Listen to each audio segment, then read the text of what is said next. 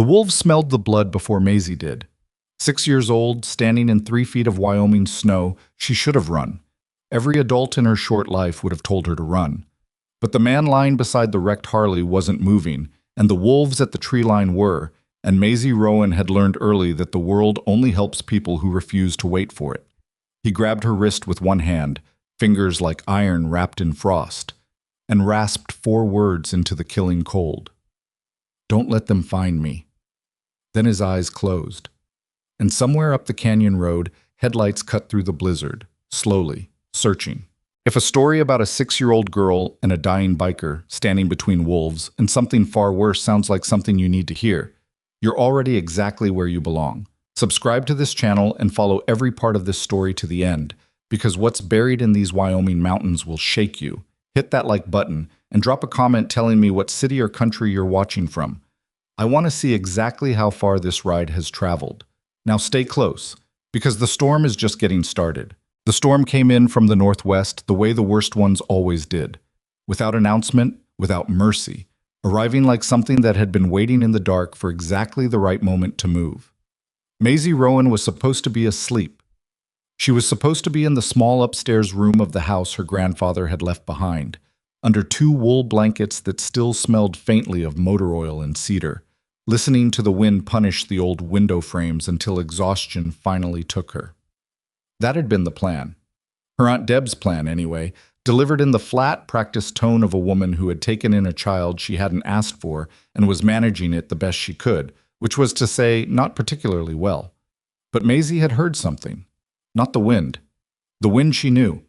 She'd grown up with Wyoming wind the way other children grew up with traffic noise or ocean waves. It was simply the sound the world made. This was something underneath the wind, a sound with impact in it, a crash that wasn't weather. She'd pulled on her grandfather's old barn coat over her pajamas, the coat so large it reached her knees, the sleeves rolled up 4 times, pushed her feet into rubber boots, and slipped out the back door before she'd thought about it long enough to stop herself. That was how Maisie operated. She thought after. She moved first. Her grandfather had called it instinct. Her Aunt Deb called it a problem. The snow was deep and the dark was complete, and the temperature was the kind that made the inside of your nose sting with every breath. Her flashlight was the small one from the kitchen drawer, and it threw a thin beam that the blizzard swallowed almost immediately. She moved anyway. 30 yards from this back porch, the ground began to slope toward the canyon road, and it was there, in the depression where the fence line met the tree break, that she found the motorcycle. It had gone off the road at speed and hit the embankment hard. The bike was on its side in the snow, one wheel still turning slowly against nothing, the headlight, somehow still burning, cutting a pale wedge of light into the darkness. There was a long black scar in the snow where it had slid, and at the end of that scar was a man. He was large, even collapsed and folded into the snow. Maisie could see that. Broad through the shoulders, heavy in the arms, wearing a leather cut over a dark jacket, both of which were torn at the shoulder where he'd met the ground. She could see the dark stain spreading through the snow beneath him even by flashlight. Not all of it was from the crash. He'd been bleeding before he went down. She approached carefully, the way her grandfather had taught her to approach animals she didn't know. Not slow, which communicated fear, but measured, which communicated steadiness. She was 3 feet away when the movement at the tree line stopped her. The wolves had been drawn by the blood. There were 2 of them visible, maybe more behind the darkness of the pines, their eyes catching the motorcycle's dying headlight in brief flashes of amber. They weren't advancing, not yet. They were doing what wolves did, reading the situation, calculating risk, waiting to understand whether anything in this clearing was capable of fighting back. Maisie put herself between the man and the wolves and raised her flashlight. She had no plan beyond that. She was 6 years old and alone in a blizzard, and there were wolves, and yet the fear she felt was manageable, smaller than the feeling that told her she needed to be standing exactly where she was standing. She didn't understand that feeling. She just obeyed it. The man's hand found her wrist. His grip was iron even through the cold, even depleted as he clearly was. The grip of someone who'd spent years making their hands into tools. She looked down and his eyes were open, barely, the pupils huge and unfocused, trying to find her face in the dark. He was older than she'd thought from a distance, late 40s maybe, with a jaw that hadn't been shaved in weeks and lines around his eyes that came from weather and something harder than weather. There was a road name on the patch above his chest pocket, but she couldn't read it in the dark. His lips moved. She leaned in close to hear him over the wind. "Don't let them find me." Then he was gone again. Not dead. She could feel the pulse in his wrist against her fingers when she checked the way her grandfather had showed her, but unconscious, the weight of him settling back into the snow with a heaviness that told her she had very little time. She looked back at the road. The headlights appeared at the top of the canyon approach. Not fast. Deliberate. 2 sets of them, moving in the careful way of vehicles whose drivers were searching rather than traveling. They were perhaps a quarter-mile up the road, and they were going to reach this stretch of fence line in minutes. Maisie made a decision. She couldn't carry him. She was 44 pounds, and he was easily 10 times that. But the barn was 40 yards behind her. Her grandfather's old repair barn, the one Aunt Deb called an eyesore, and had been meaning to clear out since the funeral. And it sat low against the hillside, dug half into the earth to conserve heat, the kind of structure that disappeared into landscape if you weren't specifically looking for it. She grabbed him by the wrists. She pulled. It took everything she had and more than she thought she had. He moved through the snow like something the snow didn't want to give up. Her boots lost purchase twice, and she went down on her knees and got back up and pulled again. The wolves hadn't moved. Maisie didn't look at them. She looked at the barn door and she counted her breaths and she pulled. 10 feet, 15, 20, until her lungs burned and her shoulders felt like they were being disassembled one tendon at a time, until finally the barn door was in reach and she was able to get it open without letting go of him. She'd learned a long time ago that letting go was always harder to come back from than holding on, and drag him through the door and into the cold, dark interior that smelled of oil and old hay and something metallic that she associated, forever after, with the particular quality of the silence before something changes. She got the door shut. She found the lantern her grandfather kept hung on the 3rd nail from the left above the workbench, and the matches in the tin beside it, and she got it lit on the 2nd try. The light pushed back the dark. She turned to look at what she'd brought in from the storm. Up close, in the lantern light, the damage was worse than she'd understood. His jacket was dark with blood across the left side. She could see now that it wasn't road rash, but something else, something that had happened before the crash. There was a wound beneath the torn leather that she couldn't properly see but could understand was serious in the way a child understands seriousness before she has the language for it. His face was gray under the road-worn tan. His breathing was shallow and had a quality that scared her. But he was breathing.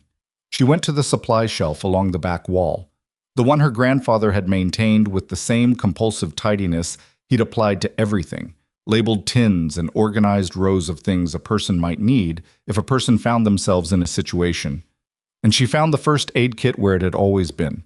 She found the wool blankets in the cedar chest beside the old Triumph frame he'd been restoring when his heart had finally given out. She found the hand radio, the one that still worked on battery, and she put it on the bench beside the man and did not yet touch it. She pressed a folded cloth against the wound the way the kit's instruction card told her to, applying pressure, holding it, watching his face for changes. Outside, the headlights swept past the barn, slowed. She held her breath, moved on. She breathed out. She sat on the cold floor of her grandfather's barn, holding pressure against a stranger's wound while the blizzard worked at the building's old bones, and she studied the man's leather cut in the lantern light. The back patch was half obscured by the angle, but she could make out the bottom rocker, Wyoming. The center crest showed a stylized ash tree with iron roots, and the words she finally read clearly on the chest patch, the road name stitched in worn white thread, Granger.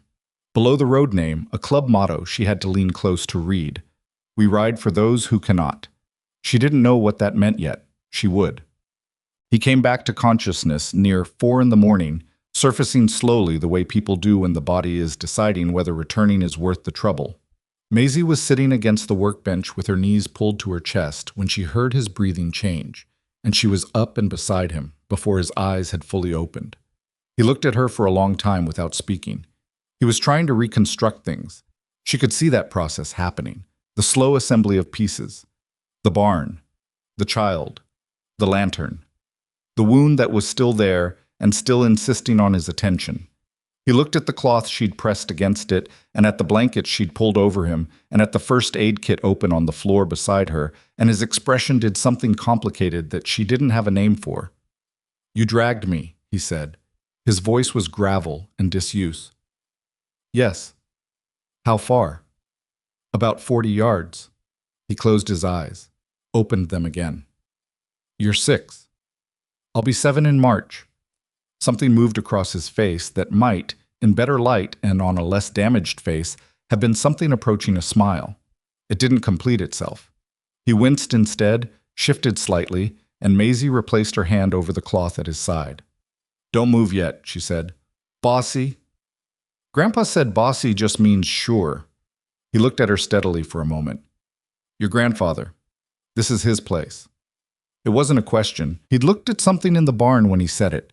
Not at her, but at something behind her, and Maisie turned to follow his gaze.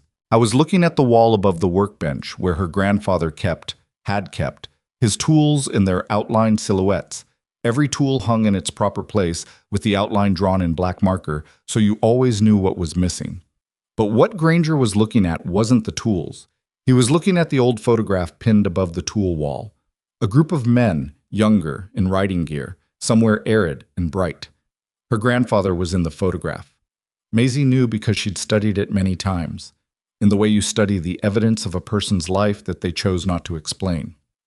Her grandfather was in the photograph. And when Maisie looked back at Granger, she saw that he was in the photograph too. She'd never been able to make out all the faces before. The image was small and the quality wasn't perfect. But now she looked at the young man on the far left, lean where he was now broad, easy smiling where he was now carved into careful stillness. And the recognition was obvious once you saw it. You knew him, she said. The question he didn't answer was louder than anything he could have said. She found the radio her grandfather kept in the barn and did not know who to call. Her Aunt Deb would call the sheriff's office, and something about the way Granger's eyes had gone hard and fast to the window when they'd heard the vehicles outside told her the sheriff's office was not the right call. She'd learned, through a childhood spent watching adults fail to help other adults in obvious ways, that the official answer was not always the correct answer. She asked Granger, when he was coherent enough, who she should call. He gave her a number. He made her repeat it back twice. Then he told her to tell whoever answered that the phrase was Iron Ash Down and the location was Rowan property off Canyon Road and nothing else. Will they come? Yes. How fast? He looked at the barn door, at the darkness around the lantern's edge, at the wound she was still tending. Not fast enough if the wrong people find us first, he said. So let's make sure they don't. She didn't know yet what he was protecting. She didn't know about the journals, the ones she would find in the morning in the locked drawer of her grandfather's workbench, the key to which had been sitting in the small tin of loose screws and old pocket change where her grandfather kept everything he expected her to eventually find.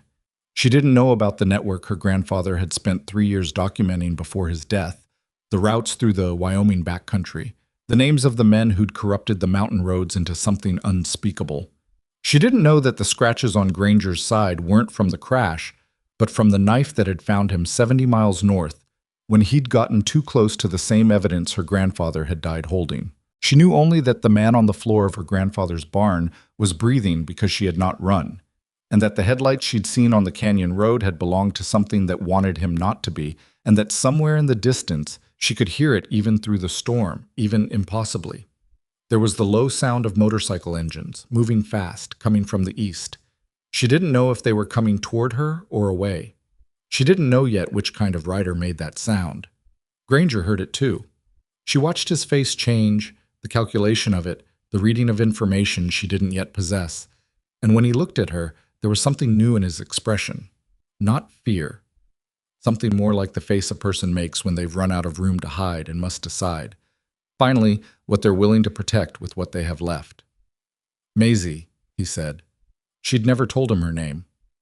Your grandfather, Granger said carefully, called you Brave Bird, in letters. He wrote about you. The barn felt very still suddenly, despite the storm. He wrote to you, she said. Yes. Why? Granger looked at the workbench, at the photograph, at the floor. When he looked back at her, his face was the most honest face she'd seen on an adult in the year since she'd lost the only adult who'd reliably told her the truth. Because he knew someone was going to come for what he found, Granger said, and he needed someone to know where to look.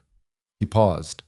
The engine sounds outside shifted, closer, then seemingly circling. He said if something happened to him and I ever made it to this barn, there was something in the workbench I needed to find. Maisie stared at him. The locked drawer, she said slowly. Something shifted behind his eyes. He told you too. He told me the key was in the tin with the screws. She felt cold in a way that had nothing to do with temperature. He told me to wait until I needed it. The sound of a vehicle pulling off the road outside, not the searching slowness of before, but the decisive stop of something that had found what it was looking for, arrived at the same moment as the silence of the motorcycle engines cutting out. Both had arrived. She could not yet know which would reach the barn door first. The barn door opened inward. Maisie had positioned herself against the workbench, which put 3 feet of open floor between her and whatever came through that door, and she had picked up the heaviest thing within reach, a ball-peen hammer from the tool wall, its handle worn smooth from her grandfather's grip, not because she thought she could do anything useful with it, but because holding something heavy made the fear easier to stand inside of. Granger had pushed himself up against the hay bales, his back to the wall, and he'd gotten his knife out from somewhere she hadn't seen him produce it. His face was the color of old concrete, and his breathing was audible, but his eyes were steady and fixed on the door with the particular quality of attention that she would later understand was the look of a man who had spent years making peace with dangerous thresholds. The door swung open. Cold air and snow came in first. Then a flashlight beam, wide and commercial grade, that swept the barn interior in a single professional arc before settling on Granger. Then the man holding it stepped through, large, wearing a cut identical to Granger's in color and construction, though different in its patches, his road name visible even at distance, Dutch. Behind him, 2 more riders materialized from the blizzard dark, and behind them, another, and behind him a 5th. Dutch looked at Granger, at the wound, at the blood soaking through the compress, at Maisie still holding the hammer. He looked at the hammer for a moment. You planning to use that? He said. Maisie didn't lower it. Depends on why you're here. Something passed between the men. Not quite amusement, not quite the opposite. Dutch moved his flashlight beam off Maisie's face, which she appreciated, and crouched down to Granger's level, and the 2 men looked at each other the way men look at each other when they have a shared history that contains both loyalty and damage in roughly equal measure. You look terrible, Dutch said. I've looked worse. That's debatable. Dutch's eyes moved to the wound, then back to Granger's face, and his expression did something that wasn't professional. A crack in it, brief, gone as soon as it appeared. What did they use? Ka-bar knockoff, cheap and enthusiastic. How deep? Deep enough that I'm having this conversation instead of a better one. Dutch stood. He turned to the man closest to the door, shorter, compact, wearing a wool hat under his cut, road name Sable, and said something in a low register that Maisie couldn't fully hear. Sable went back out into the storm.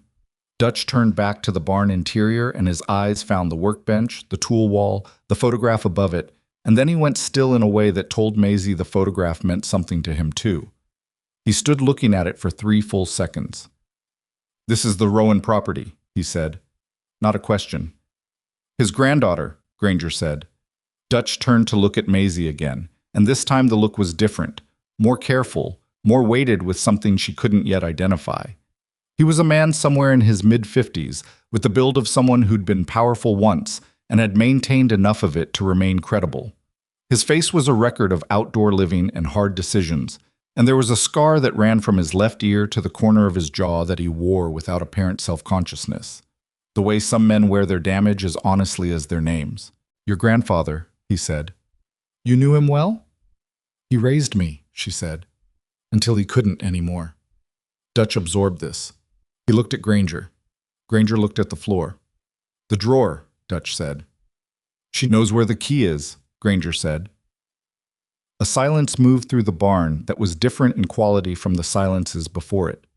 Maisie had grown up in a house where silences carried content, where what wasn't said was frequently the most important thing being communicated, and this one had the particular density of information being withheld while decisions were being made about whether and when to release it. You need to show us, Dutch said to Maisie. She still had the hammer. Tell me your name first, she said. Your real one. Dutch looked at her for a moment. Then he said, Marcus Hale, from Casper, originally, before the road. How did you know my grandfather? We rode together a long time ago. He paused. He was a better man than most people who knew him understood. It wasn't a eulogy. It was a fact, delivered with the plainness of someone who dealt primarily in facts because other registers had cost him too much at some point. Maisie put the hammer down on the workbench. She opened the tin with the screws. The key was small and old, and made from brass gone green at the edges. It fit the workbench drawer's lock with the precise resistance of something that had been machined to match and had waited in darkness for a specific hand to find it.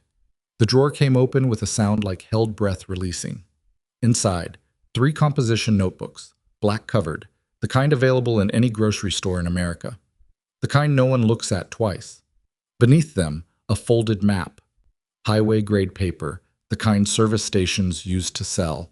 And beneath the map, a USB drive in a small waterproof case, and beneath the drive, a sealed envelope with Maisie's name on it in her grandfather's handwriting. Maisie picked up the envelope. She put it in the pocket of the oversized barn coat without opening it. She picked up the notebooks.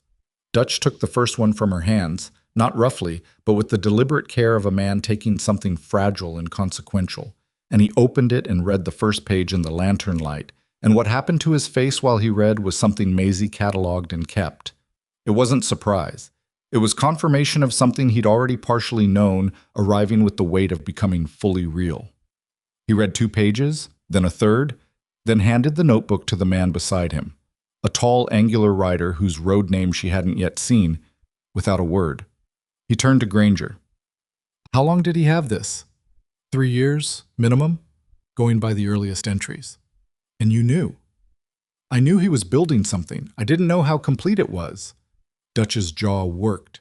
He should have brought it to the chapter. He didn't trust the chapter. The silence that followed this was of a different species entirely from the previous ones. It landed in the barn like a stone landing in still water, and the ripples it made touched every person in the room, and no one spoke for a long moment that had the quality of a room in which the temperature has just dropped 10 degrees without visible cause. He didn't trust us, Dutch said. He didn't trust everyone in us, Granger said carefully. There's a difference. Dutch turned away. He walked to the barn door and back. He was the kind of man who processed difficult things through movement.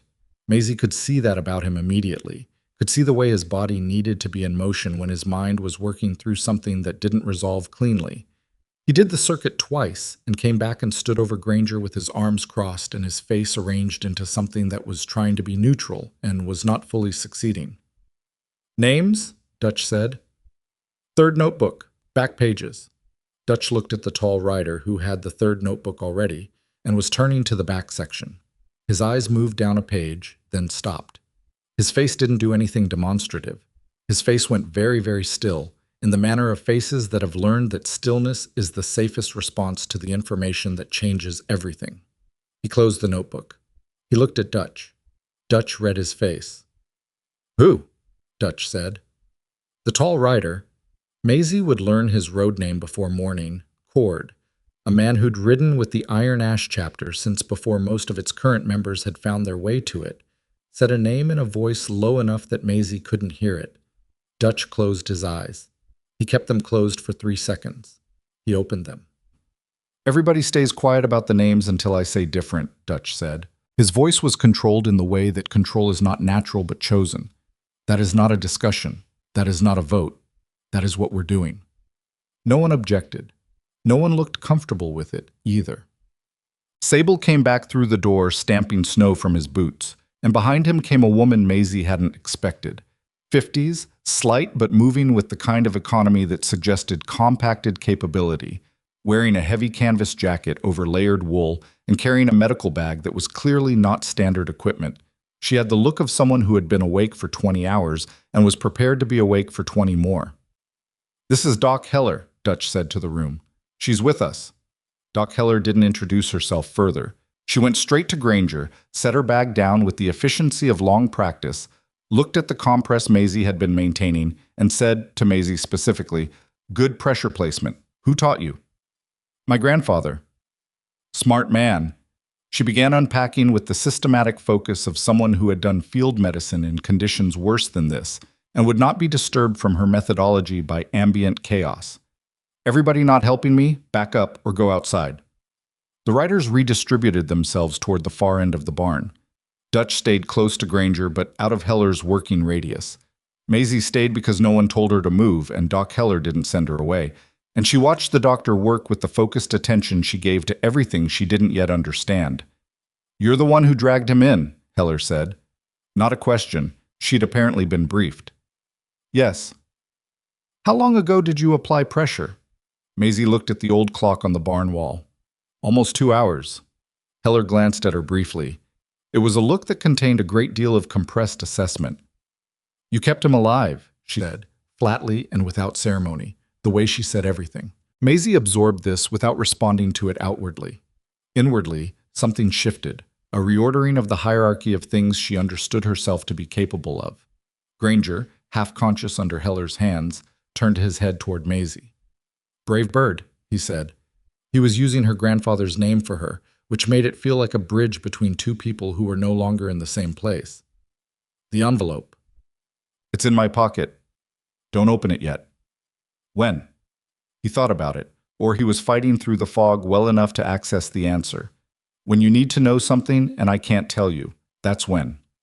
The barn's small iron stove, the one her grandfather had installed for exactly the kind of long, cold nights that serious mechanical work required, was burning by 3 a.m., pushing warmth into the space with the grudging efficiency of old iron.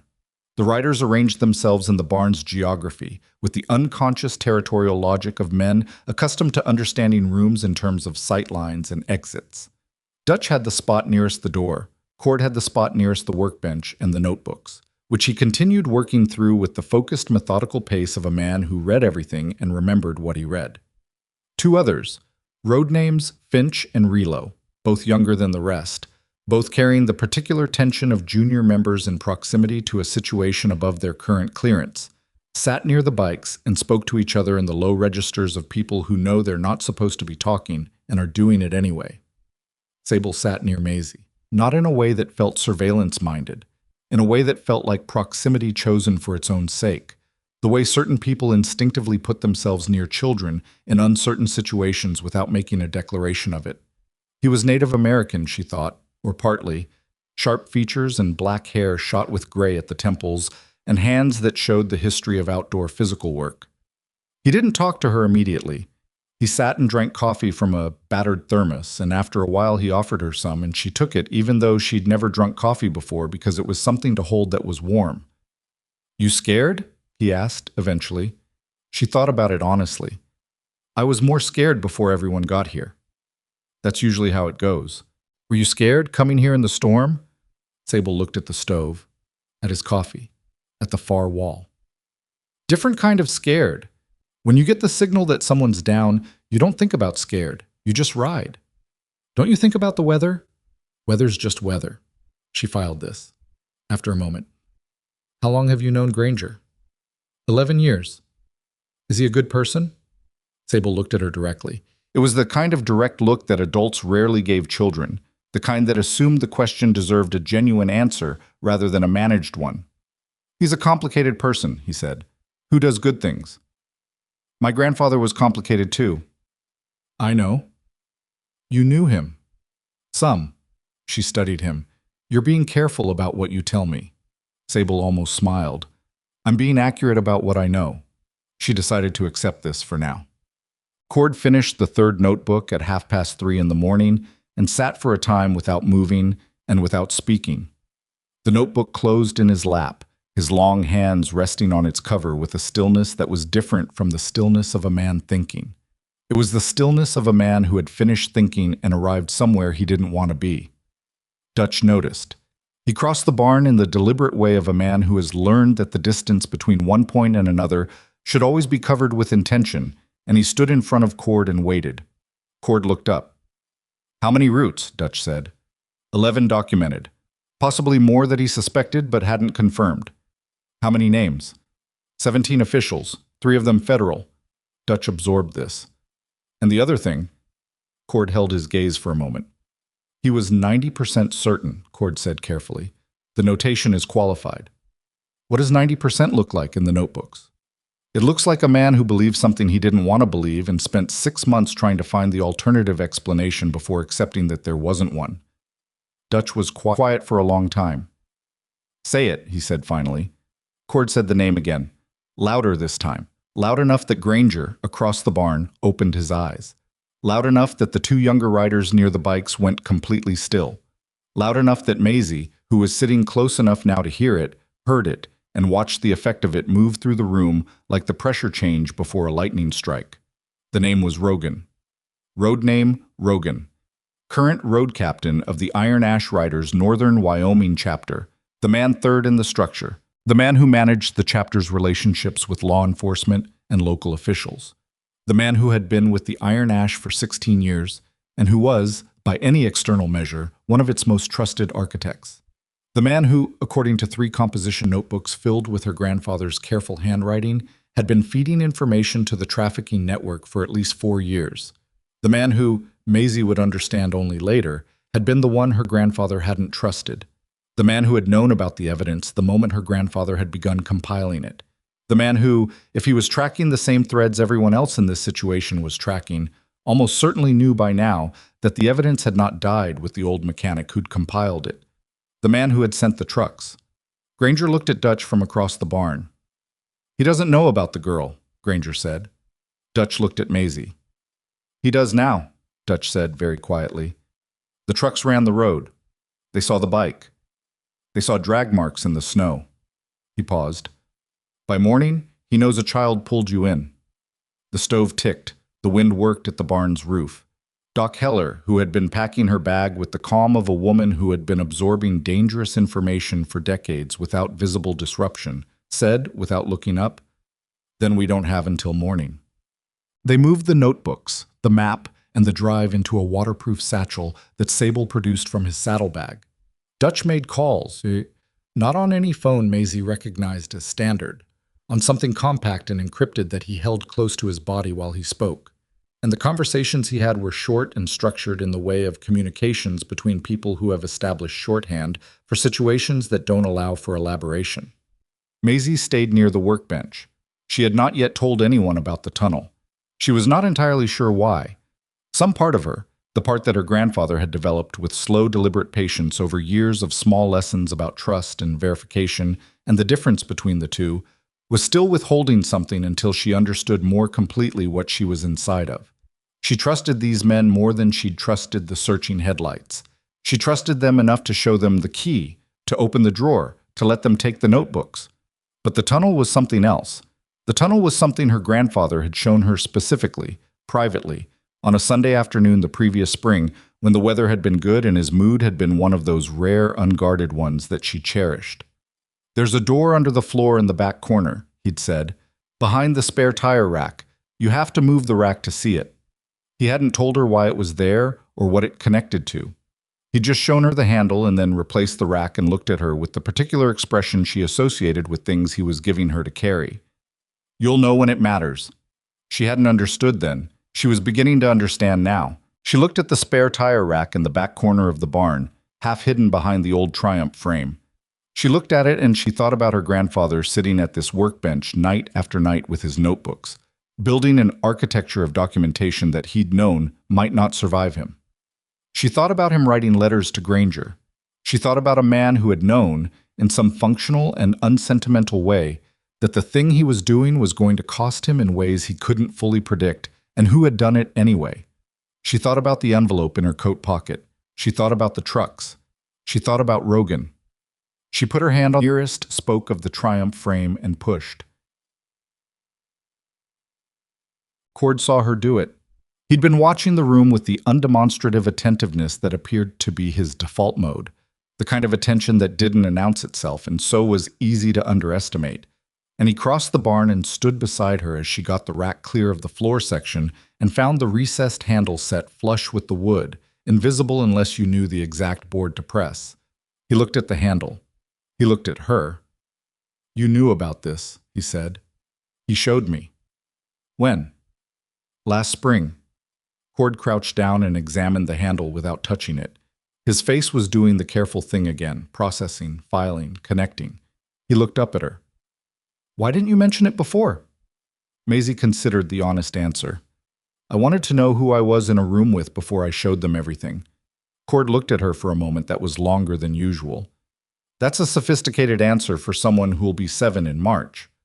My grandfather was a sophisticated teacher." "He really was," Cord said, quietly, and to something that wasn't quite the present moment. He called Dutch over. Dutch came, looked, crouched, looked again. He got the handle up and the trapdoor with it, and the smell that came up was cold earth and stone and old timber.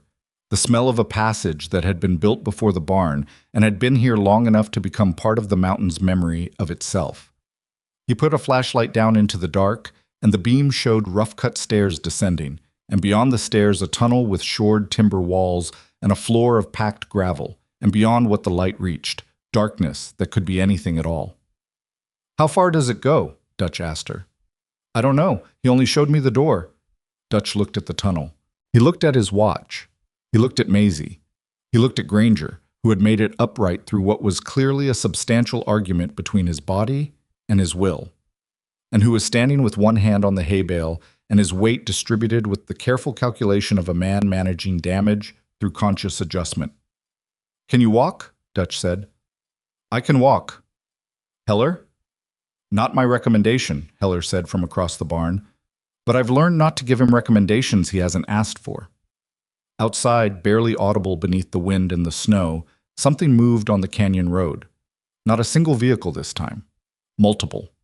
Moving without headlights, which was, in some ways, more alarming than the searching beams of before, because it meant whoever was approaching had stopped trying to appear to be something other than what they were. Rogan knew about the girl. Rogan knew about the barn. And Rogan, if he'd been running information to the network for 4 years, knew that whatever her grandfather had been building was somewhere on this property. And now he knew the notebooks had been found, which meant the clock on acting first had dropped from hours to minutes. Dutch looked at the tunnel entrance. He looked at his riders. He looked at Maisie. "Everybody in," he said. "Sable, bikes. Don't let them get the bikes." Sable nodded and went out the side door into the storm, which left 12 feet of open ground between him and the tree line, which left him walking into whatever was already moving in the dark, and Maisie watched the door close behind him and understood, for the first time with her whole body rather than just her mind, that the people in this barn were the kind of people who walked toward the dangerous thing so that other people didn't have to. She picked up the waterproof satchel. She went to the tunnel entrance. She stopped. She turned back to the workbench and picked up the ball-peen hammer and put it through her belt loop, because it was hers, and because her grandfather had always said that you leave a tool where you found it or you carry it with you, but you never leave a tool to someone who isn't going to use it right. She went into the tunnel. The darkness closed around her like a held breath. Behind her, the sound of Sable's bike starting up in the Wyoming cold, a raw, high-torque ignition that kicked through the wind and the storm like a declaration, was followed almost immediately by voices outside the barn that she didn't recognize and didn't want to, and then by a sound she felt rather than heard, a low concussive boom that might have been a door coming off its hinges. And then the trap door above her closed, and what had been above the ground was above the ground, and what was below it was below it, and the tunnel was all there was. The tunnel, and the satchel in her arms, and the envelope in her pocket. And Granger's breathing behind her, labored, determined, the breathing of a man who had decided some time ago that the only direction available to him was forward, and somewhere ahead in the dark, the evidence her grandfather had died to protect. And somewhere behind them, a road captain named Rogan, who wore the same patch as the men protecting her, who carried the same history and had burned through the same miles, and who had decided at some specific moment 4 years ago that certain kinds of power were worth betraying everything for. She moved forward in the dark, one hand on the tunnel wall, the other clenched around the satchel, and she did not let herself think about how far it went, or where it came out, or whether the people who had just entered the barn above them knew about the door under the Triumph frame. She thought instead about her grandfather's handwriting on the composition notebooks, careful and small, building a case letter by letter over 3 years. She thought about the envelope with her name on it. She thought about the moment she would need to know something he hadn't been able to tell her while he was still alive, and she pressed that thought into the coldest part of herself and kept moving, because the tunnel was long and Granger's breathing behind her needed her to be the one who knew where they were going, and she was the only person in the dark who had ever had a grandfather who understood the difference between showing a child a door and telling a child to run through it before she was ready. He had never told her to run. He had shown her the door. He had trusted her to know when. Somewhere behind her, above her, through 2 feet of packed earth and old timber, something heavy struck the barn floor. She kept moving. The tunnel was older than the barn. Maisie understood this from the way the timber shoring changed quality as they moved deeper. The boards nearest the entrance were her grandfather's work, clean cuts and proper joinery, but further in the wood was rougher, older, the kind of construction that predated modern sawmill consistency, cut by hand from whole timber and fitted with the patient pragmatism of people who built for permanence rather than speed. The tunnel had been here before the barn was here. The barn had been built over it, or around it, or in deliberate relationship to it. Her grandfather had found something that already existed and had made it useful again. She filed this and kept moving. The flashlight she'd taken from the barn wall threw a beam narrow enough to be honest. It showed her the next 10 feet with reasonable clarity and implied the 10 feet after that and committed to nothing beyond. The floor was packed gravel that had settled into near solidity over what must have been decades, and it absorbed their footsteps without echo, which meant the tunnel had both good acoustics and good construction. Her breath came in visible puffs. The cold down here was the still cold of underground space, different from the wind cold of the surface. Heavier, more permanent, the cold of things that had been waiting in the dark for a long time. Granger was 3 feet behind her. She knew this from his breathing. It was worse than it had been in the barn. Doc Heller had done what she could in the time she'd had, which was enough to stabilize without being enough to resolve, and the movement through the tunnel was costing him in a currency he was running low on. He didn't complain. He didn't ask her to slow down. He put one foot in front of the other in the dark, and she listened to the quality of his breathing the way she'd learned to listen to things that mattered, and she calibrated her pace to his without making it obvious that she was doing it. Behind Granger, Dutch. Behind Dutch, Cord and Heller and Finch, the youngest rider, who'd been the one tasked with carrying the waterproof satchel when Maisie's arms had begun to shake from the cold. Relo had stayed above ground with Sable, 2 riders topside against whatever was moving through the barn. A calculation Dutch had made with the flat arithmetic of a man who has learned to spend people as carefully as money and knows that some expenditures are necessary and that the knowing doesn't make them easier. Maisie kept the flashlight moving. She watched the floor for variations. She watched the walls for points where the shoring had shifted. She counted her steps without deciding to, reaching 240 before the tunnel began to change. The floor angled slightly upward. The timber shoring grew more recent again. Her grandfather's work returning, newer boards interspersed with the old ones, places where he'd reinforced and repaired. The ceiling lifted by 6 inches. The cold shifted subtly from the static cold of deep earth toward something that contained faintly the suggestion of moving air. An exit ahead. She stopped. She turned off the flashlight. In the sudden absolute dark, the sounds behind her reorganized themselves.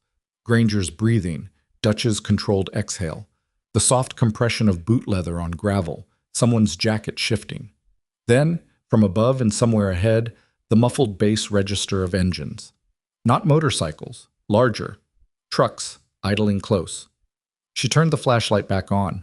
Dutch was already beside her, having moved through the dark with the quiet efficiency of someone who navigated without needing to see.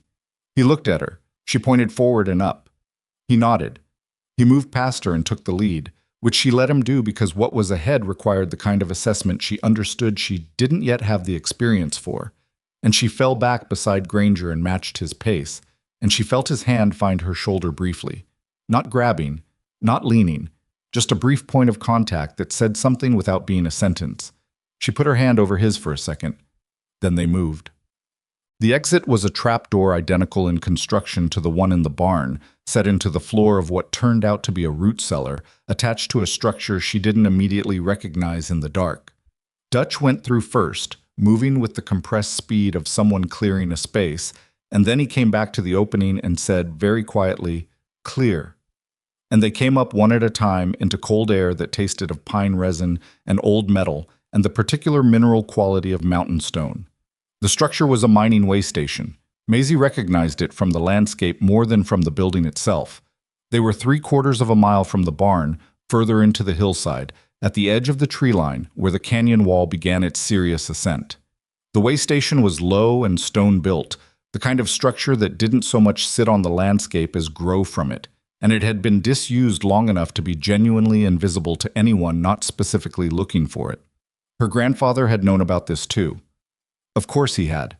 Dutch was at the single window looking toward the road below, watching the trucks that were visible now. 3 of them, dark-colored, arranged near the barn with their headlights finally on, illuminating the falling snow in flat white cones. From this distance and elevation, Maisie could see figures moving around the barn, but not make out faces or details.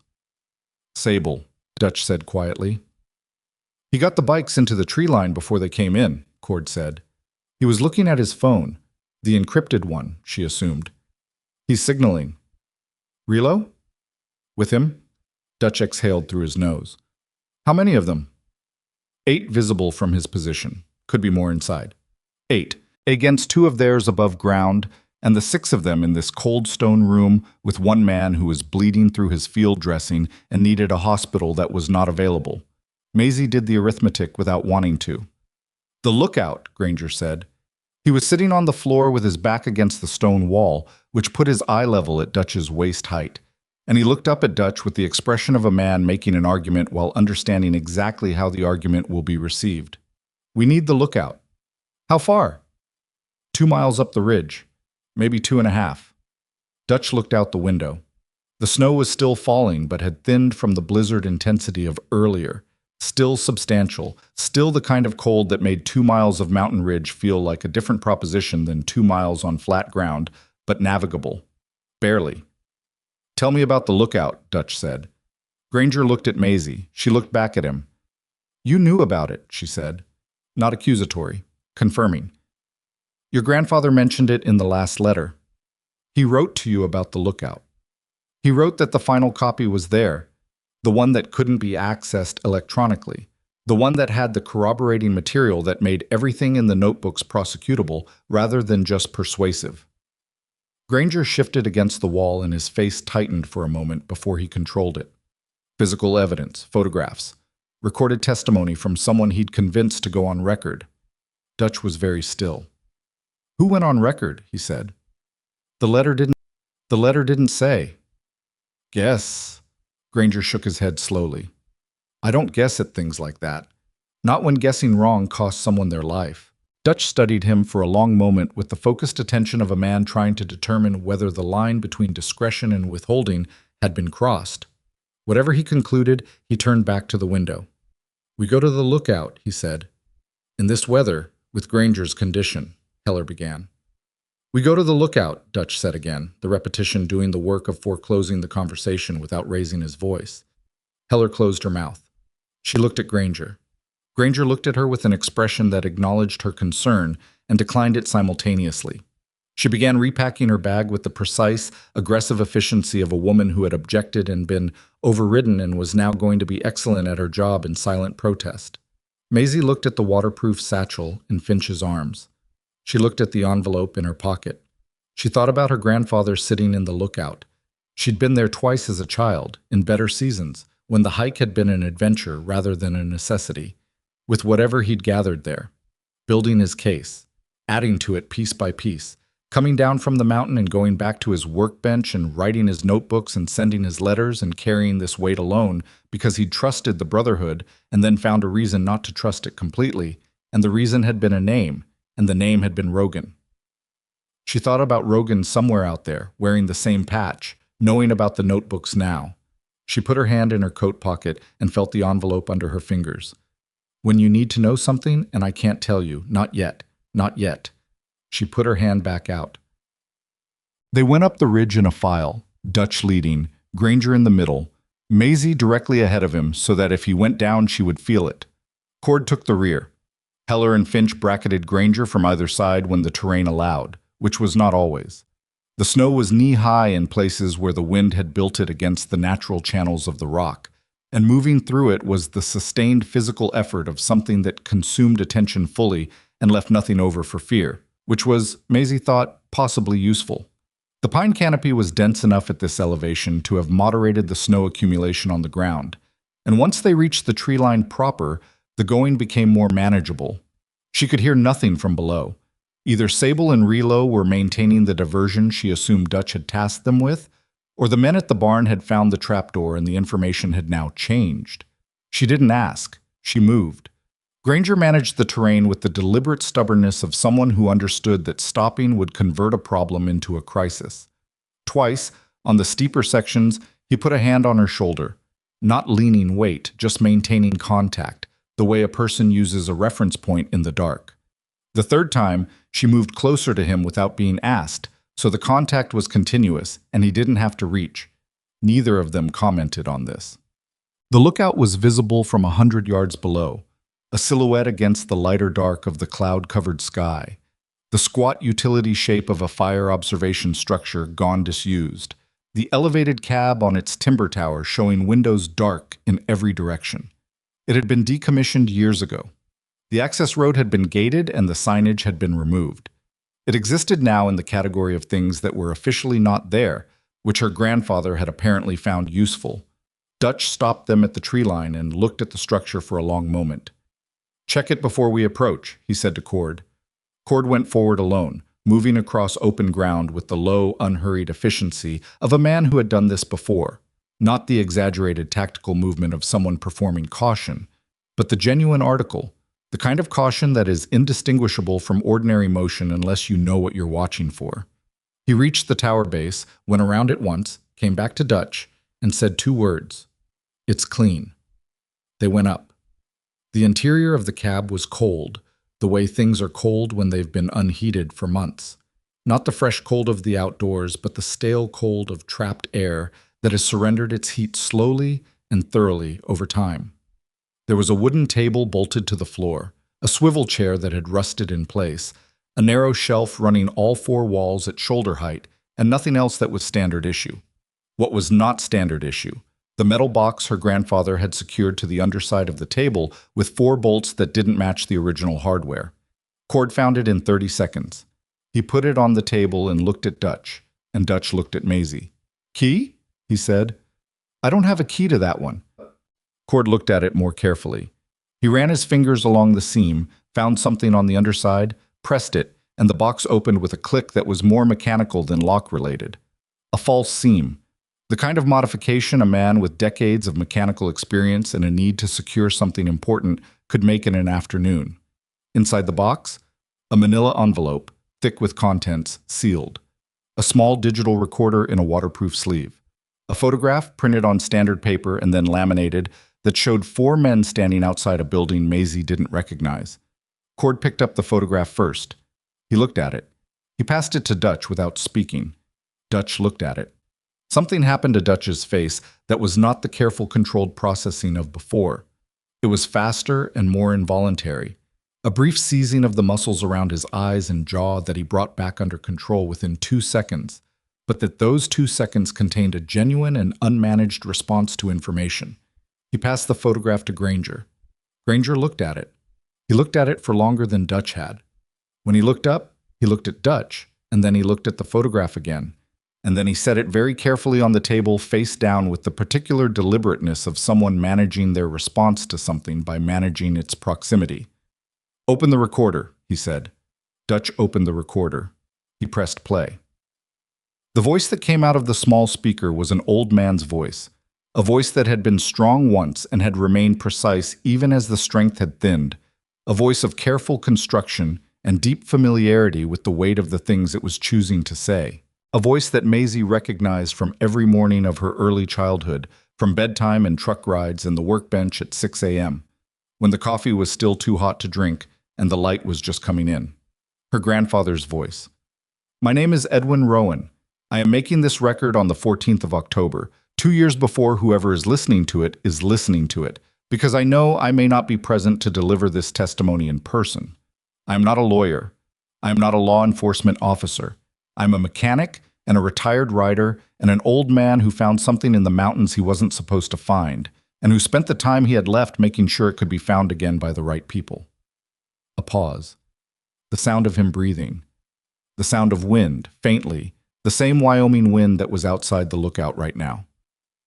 What I found was a network. I won't detail the network here because the notebooks contain the detail, and if you have this recording, you have the notebooks. What I will detail here is what the notebooks don't contain, because I couldn't write it down. I couldn't write it down because the person it concerns is someone who would have access to written records in ways that a recording in a metal box under a decommissioned lookout is protected from. Another pause. The person who has been facilitating the network's operations through the Iron Ash chapter is not acting alone. He is acting under instruction from someone above him in the structure. Someone who has been using the chapter as operational cover since before this network existed in its current form. Someone whose name I did not believe when I first found it and spent 14 months verifying before I accepted that it was true. The recorder's small speaker crackled slightly in the cold. The name is Marcus Hale. The silence in the cab had a specific physical quality. Maisie turned and looked at Dutch. Dutch was standing very still, facing the recorder, his hands at his sides. He did not look at Maisie. He did not look at Granger. He looked at the recorder with the expression of a man listening to a verdict he had already known was coming and had been hoping in some private space beneath the professional surface might somehow not arrive. Granger's hand went to his knife. He didn't draw it, but it went there. Marcus, he said. One word. The road name deliberately not used. Dutch turned his head. Let me explain, he said. You had 14 months, Granger said. You had all the time I was getting here. You had the whole ride tonight. His voice was flat and contained in the way that voices are flat and contained when what's inside them is not flat or contained at all. So explain. It's not what the recording makes it sound like. Then what is it? Dutch looked at the floor of the cab. He looked at the photograph, still face down on the table. He picked it up and turned it over and pointed to the building in the background of the image. That building is a federal processing facility. Those 4 men are federal officers. I am one of them. No one spoke. I've been undercover for 6 years, Dutch said. Embedded in the chapter, building a case. Not for the network, against it. His voice remained controlled, but there was something underneath it now. The particular vibration of a man who has held a truth in isolation for a very long time and is releasing it under circumstances that are not the ones he planned for. Edwin knew, or suspected. He found my name in the network's internal communications because the network believed I was one of theirs. That was the operational intention. The network trusted me. I was feeding them misinformation while gathering evidence. Edwin found the communications, didn't have context for them, drew the conclusion that the recording reflects. Granger's hand was still at his knife. Rogan, Granger said. Was Rogan one of yours? No. Was Rogan something you knew about? A pause. I knew he was compromised, Dutch said. I needed him to remain in place while I completed the case. The temperature in the cab seemed to drop another 5 degrees. You knew about Rogan, Granger said again, and this time the flatness in his voice had been replaced by something that had a shape to it, slow, precise, the verbal equivalent of a man closing a door very carefully so that the sound of the latch is not lost in the noise of something larger. You knew he was feeding them, you knew what he was helping them do, and you left him in place. It was a calculated decision. How many people went through the routes he was covering while you were calculating? Dutch didn't answer. How many, Marcus? The number will be in the prosecutable case that closes the entire network rather than, how many people? The silence lasted 4 seconds. I don't have a precise figure, Dutch said. Granger closed his eyes. Maisie watched him do it. She watched the thing that moved across his face. Not anger exactly, or not only anger, but the particular species of grief that arrives when something you have believed about a person you trusted is revealed to be insufficient. She thought about her grandfather's voice on the recorder, about 14 months of verification, about a man sitting in this same lookout at a different point in time, putting pieces together and hoping he was wrong, and arriving at a conclusion that had cost him something she was only beginning to understand. He had written to Granger because he needed someone to know. He hadn't told Granger about Dutch because he hadn't been certain, and he'd known that Granger and Dutch had a history. And he'd known that the kind of certainty required to bring an accusation like this to a man like Granger was the kind you built over months of sleepless documentation. He'd died before he finished building it. He'd left the recorder in the box. He'd put her name on an envelope. She took the envelope out of her pocket. Dutch noticed. His eyes found it and stayed on it. "What is that?" "A letter," Maisie said. "He left it for me." "When did you find it?" "I've had it since the barn." Dutch looked at the envelope. He looked at her face. He was doing the calculation she could see him doing, how much a 6-year-old had processed, how much she had retained, how much she had already understood about the room she'd been in and the conversations she'd heard in it. "Open it," Granger said.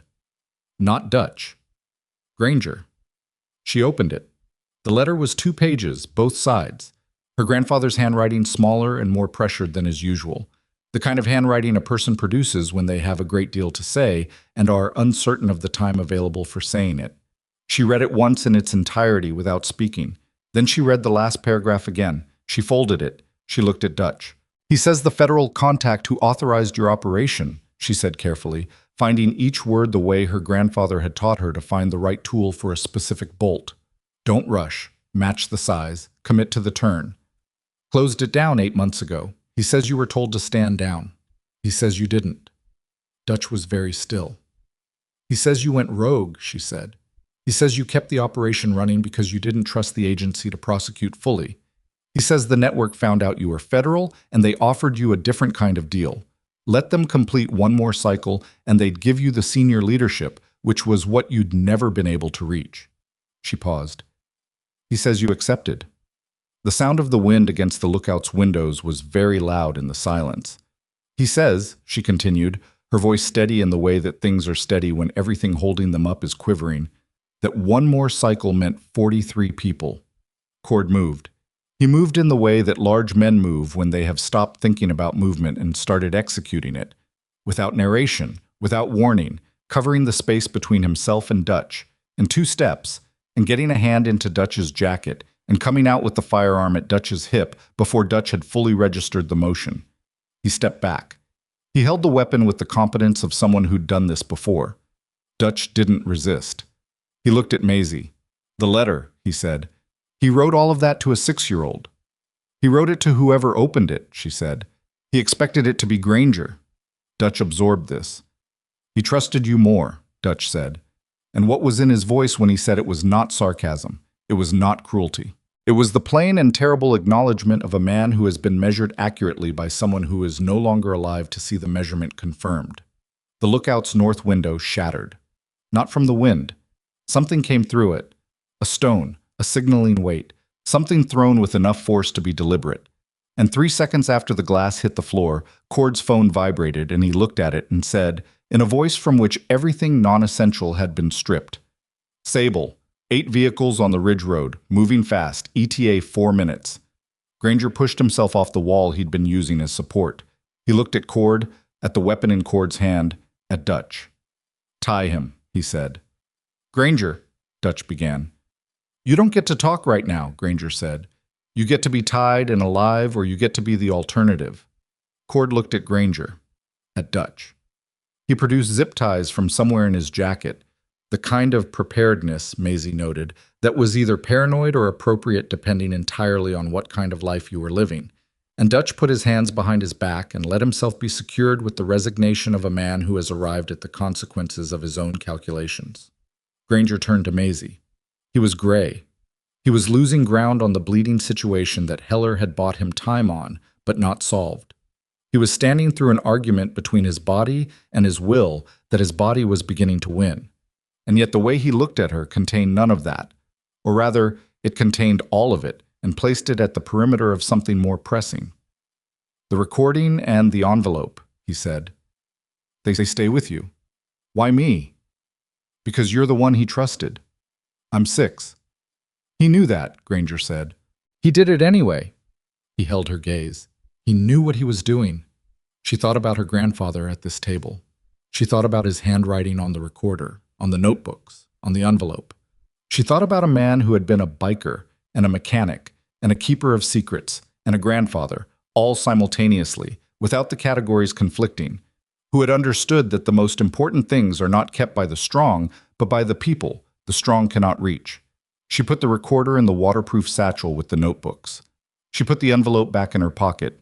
She looked at the broken window, at the dark outside it, at the 4 minutes that were now 3, at the man tied in the corner and the man bleeding against the wall and the doctor already moving toward the only other exit from a structure that had one staircase and was, in every functional sense, a box elevated on timber legs above open ground in the middle of a Wyoming ridge with 8 vehicles of hostile intent 4 minutes away. Finch was white-faced and watching Granger. Cord was watching the ridge road through the broken window. Heller was watching Maisie. Not Granger. Not the road. Not Dutch. Maisie. And Maisie understood, in the way that certain understandings arrive not as thought, but as physical certainty, that the next 4 minutes were going to require her to be something she had never needed to be before. Not brave the way that small children are brave, which is innocently and without counting the cost, but brave the way her grandfather had been brave, which was with full knowledge of what she was standing between and a clear-eyed decision to stand there anyway. She looked at the only window that hadn't broken, the south-facing one, and she looked at the tree line it showed her, and she looked at Granger. "The South Ridge," she said. "What about it?" "There's a maintenance. My grandfather took me on it. It connects to the fire access road on the other side of the peak." She looked at Cord. "How far out is the nearest Allied chapter?" Cord looked at his phone. He looked up. "Laramie chapter. They've been moving since we went dark. They're 40 minutes out." "On bikes?" "Yes." She thought about 40 minutes and 3 minutes and South Ridge and maintenance trail and a man who was bleeding and a man who was tied and 8 vehicles that were going to arrive and find nothing if she was right about the trail and everything if she was wrong. She looked at Granger. "Can you ride?" He looked at her for one long second. "Can you?" he said. She had never ridden a motorcycle in her life. She had watched her grandfather work on them for as long as she'd been alive. She had the hammer in her belt loop. She thought, he showed me a door and trusted me to know when. "Tell me what to do," she said. And somewhere below them on the ridge road, headlights crested the first switchback. Not 4 minutes away now, closer, the approach faster than Sable's estimate. And the sound of engines came up through the mountain cold like something that had been hunting them and had finally found the right elevation. The box they were standing in had 3 minutes left before it stopped being refuge and became trap. And the difference between those two things was going to be Maisie Rowan's decision, made in the next 30 seconds, about whether the South Ridge Trail in the dark and the snow on a motorcycle she had never ridden was survivable or not. She had no way of knowing. Her grandfather had never required her to know. He had only ever required her to move. The South Ridge Trail was not a trail in any sense that would appear on a map. It was a scar in the mountain's memory, a compressed line of slightly less resistance through the snow and rock and root system, visible only if you knew what maintained trails looked like, versus what wildlife corridors looked like, versus what a man's deliberate passage over years had worn into the landscape until the landscape accepted it. Maisie knew it because her grandfather had walked it with her twice, in October when the light was good and the ground was hard, and because she had the kind of spatial memory that retained terrain the way other children retained faces. Not photographically, but kinetically, in the body, in the feet. She did not know it at night. She did not know it in 18 inches of snow. She was going to have to know it anyway. Cord had gotten the bikes up the service access on the tower's east side during the window between Sable's warning and the headlights cresting the switchback. 2 machines, not 5. The others lost to whatever had happened below when Sable and Relo had drawn the convoy's attention away from the tree line. Granger's bike and Cord's, both Harleys, both road-heavy, both built for highways rather than mountain single-track in blizzard conditions, both about to be asked to do something their designers had not considered. Granger looked at his bike the way he looked at everything that was about to cost him, with the clear-eyed assessment of a man calculating what he had left against what was needed and finding the gap and deciding to cross it anyway. "You ride behind me," he said to Maisie, "arms around my waist. You don't let go for any reason." "What about the satchel?" "Cord takes it." "What about Dutch?" Granger looked at Dutch, still zip-tied, sitting against the lookout wall with his back straight and his face the careful neutral of a man who had stopped trying to influence outcomes and was now simply observing them. "He comes with us, or he stays?" Dutch looked at the headlights below, at the vehicles that were going to reach this position in under 2 minutes, at the men inside those vehicles who believed, based on 4 years of operational intelligence fed through Rogan, that Dutch was an asset, and who were going to discover upon arriving that the situation had reorganized itself in their absence. I'll ride with Cord, Dutch said. Granger looked at him for 3 full seconds. You try to run? I know, Dutch said. Say it. A pause. I know what happens. Cord cut the zip ties with a folding knife. Dutch stood, worked his wrists, and went to Cord's bike without being directed. There was a quality to his movement that Maisie watched. Not defeat exactly, and not the performance of cooperation, but something more like a man who has reached the point where the only leverage remaining is his own transparency and has made the decision to spend it. Heller got behind Cord. Finch looked at the 2 bikes and the 6 people and did the math. I'll run the ridge on foot, he said. I know the Laramie chapter's approach vector. I can signal them from the east outcrop. Granger looked at him. Finch was the youngest rider in the group by a decade. Early 20s, with a face that still carried the residue of whoever he'd been before the road. Though that person was being steadily overwritten. He was scared. He was doing the thing anyway. Stay high, Granger said. Don't break the tree line until you see their headlights. Finch nodded. He went out the south window into the snow without another word. Maisie watched him go and thought about the kind of institution that produced this. Men who walked into blizzards on mountain ridges without ceremony because it needed to be done. And they were the ones available to do it. No announcement, no visible fear management, just boots in snow and the tree line swallowing them. Now, Granger said. She got on the bike behind him. She had ridden behind her grandfather on the old Triumph exactly once, in the driveway, at walking speed for approximately 40 feet. This was going to be different in every measurable way. She put her arms around Granger's midsection and felt the tension in his torso, the deliberate holding of something that wanted to give way. And she locked her hands together in front of him and pressed her face against the back of his jacket and smelled leather and cold and blood and engine oil and held on with everything she had. The bike started. The sound of it, the low authoritative percussion of the engine finding its register, went through her chest like a physical command, and then they were moving, and the lookout's platform was behind them, and the south ridge was ahead. The first 100 yards were the worst. The trail dropped sharply from the lookout's elevation before leveling into the ridge traverse, and the snow on the drop was loose and deep enough to make the bike's front wheel push and slide in ways that should have been catastrophic, and weren't only because Granger was managing them with the micro-corrections of someone who understood traction physics in the way of men who had lost it before and survived the losing. Maisie felt every correction in her body, the slight shift of his weight, the adjustment of throttle, the deliberate counterintuitive lean into the slides rather than away from them. And she understood, in the wordless way that the body understands what the mind can't yet articulate, that she was holding on to someone who had been doing difficult things with machines in bad conditions for a very long time and had not died yet. She held on. Behind them, she heard Cord's bike start, and then the sound of the vehicles at the lookout, doors, voices, boots on the platform stairs, and then a shout, and then another, and then the sharp, flat report of a firearm discharging into the air, warning shot or frustrated shot. She didn't know which, didn't matter. They were in the trees now, and the trees were cover, and the trail was leveling, and Granger fed the throttle incrementally, and the engine note climbed, and they were moving with something that felt, cautiously, like momentum.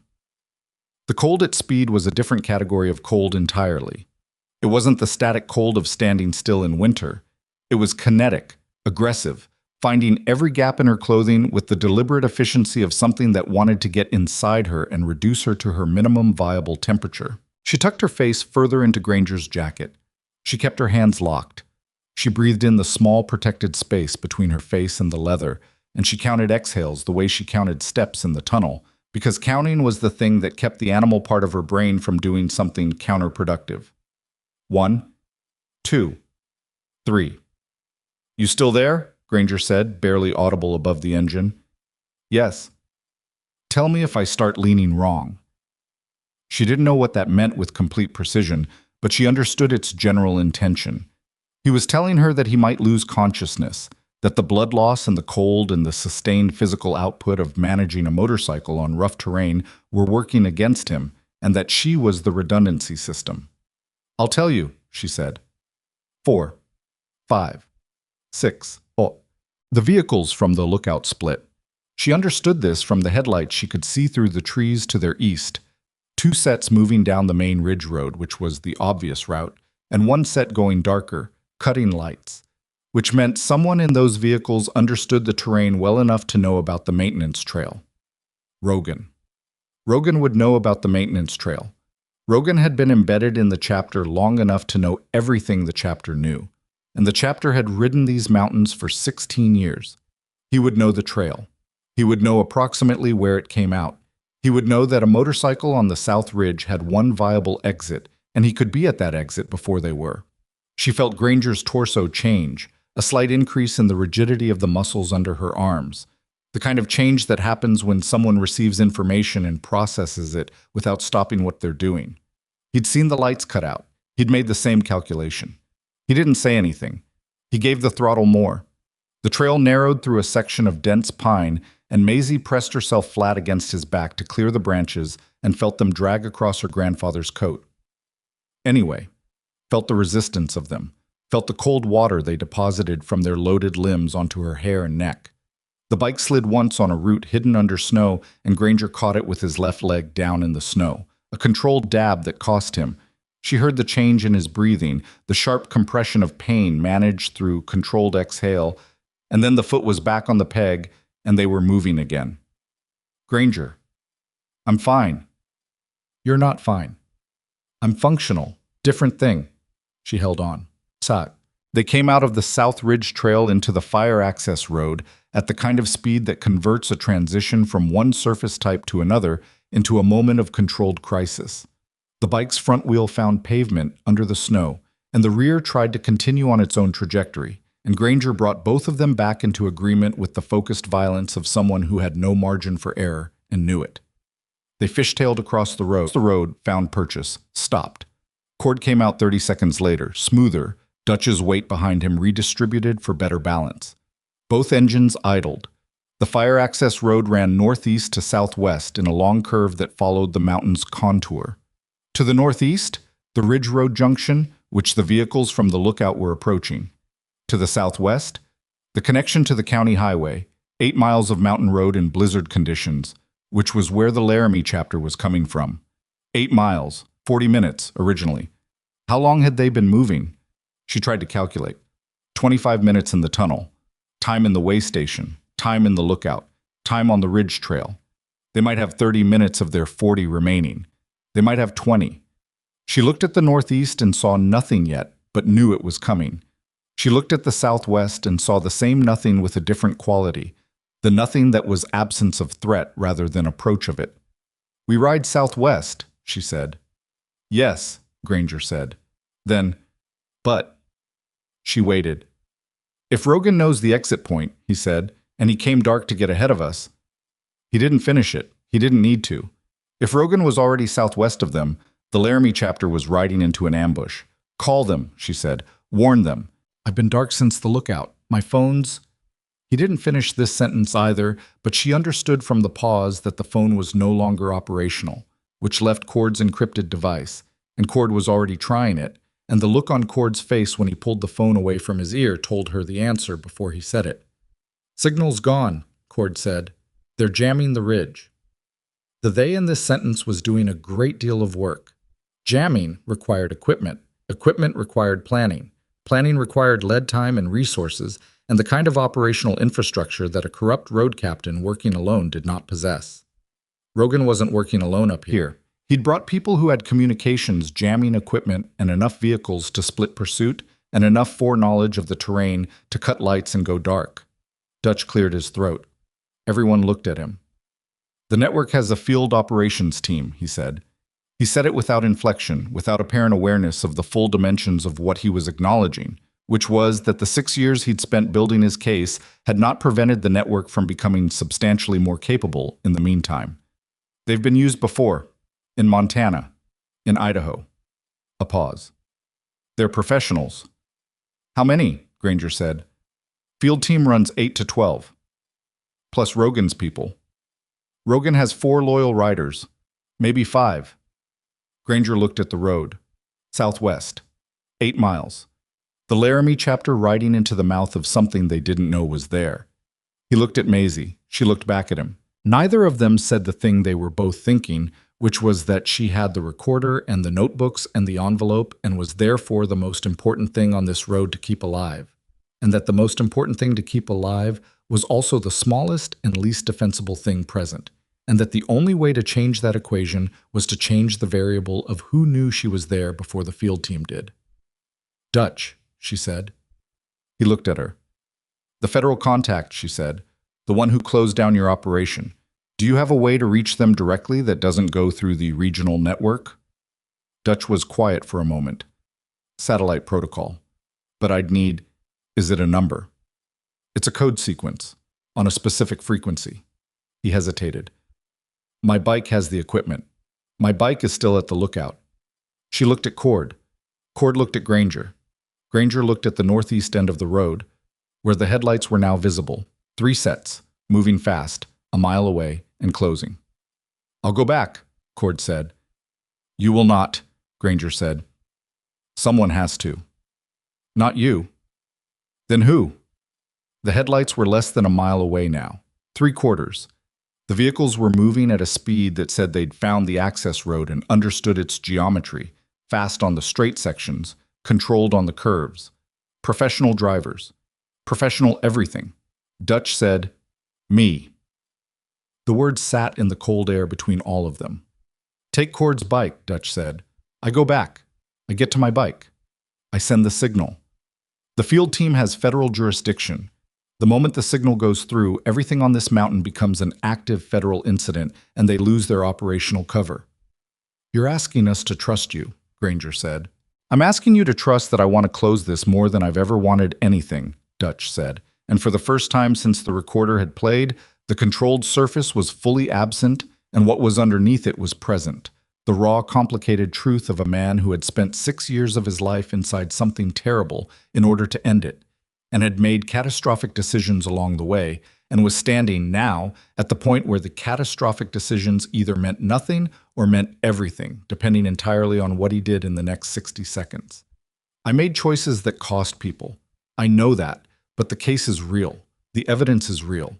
And if I can get that signal out, everything Edwin Rowan spent 3 years of his life building becomes the thing that puts these people away permanently." Granger looked at him for 4 seconds. 4 seconds was a long time on a mountain road with 3 sets of headlights closing at speed. "Take the bike," Granger said. Dutch looked at him. Something in his face acknowledged what it meant that Granger had said it, and he didn't put words to it, because putting words to it would have made it smaller. He got on Cord's motorcycle. He looked at Maisie once more. "Your grandfather was right about me," he said. "Not about the intention, but about the cost." "He was right about the cost." She looked at him. "He said that too," she said. "In the letter. He said you were the kind of man who could see exactly what was right, and choose something else anyway, and spend the rest of your life trying to balance the account." Dutch absorbed this. "Did he say how to balance it?" "He said you can't," Maisie said. "He said you just keep riding." Dutch looked at the road northeast, at the headlights. He looked at the southwest and whatever was down there in the dark. He rode northeast. Granger watched him go. He watched the taillight disappear around the first curve, and he sat with whatever was in him about that for exactly the amount of time the situation allowed, which was not long. "Southwest," he said. She locked her hands together. They rode. The fire access road descended in long switchbacks cut into the mountain's southwest face, and in summer it was a straightforward drive, and in a Wyoming blizzard at night on a loaded Harley, with a man bleeding through his field dressing. It was a sustained negotiation with gravity and surface and the basic physical laws that didn't make exceptions for urgency.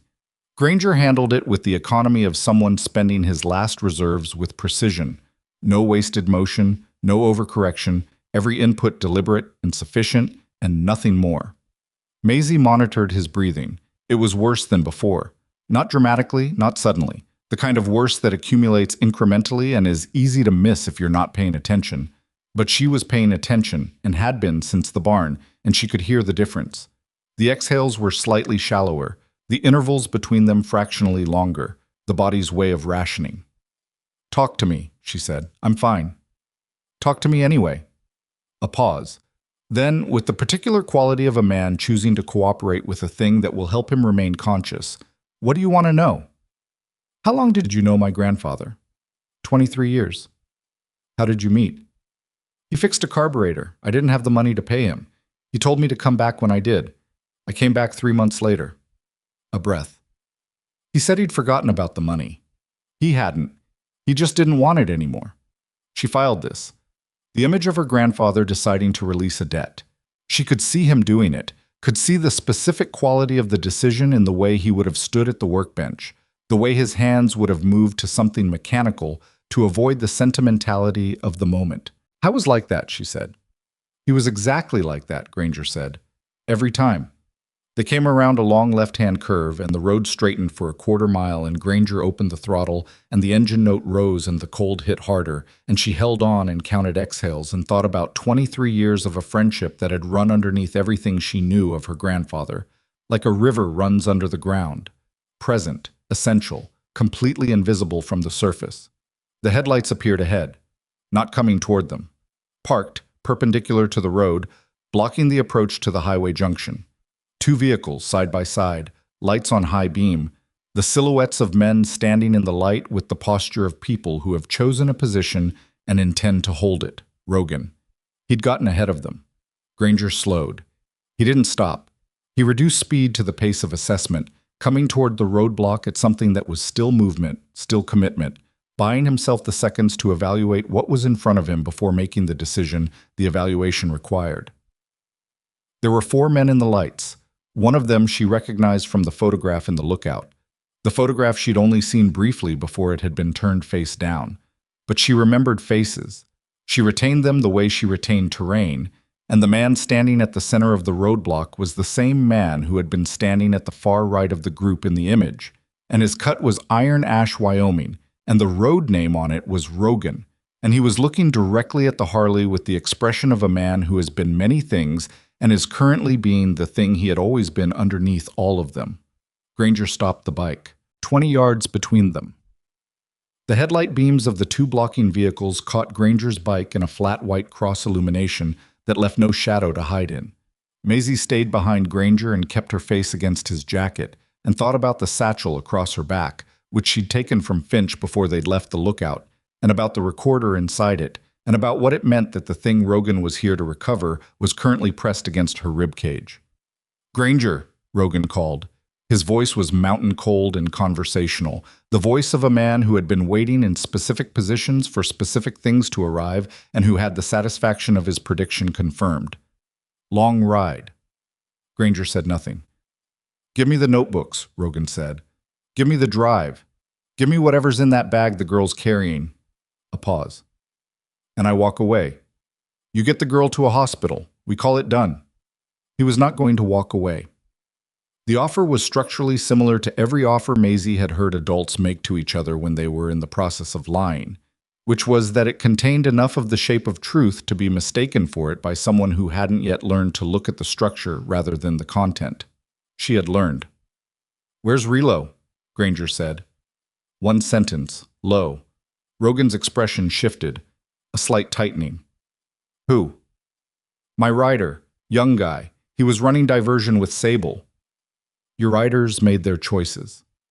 Something hardened in Granger's posture, a specific kind of hardening she felt against her arms.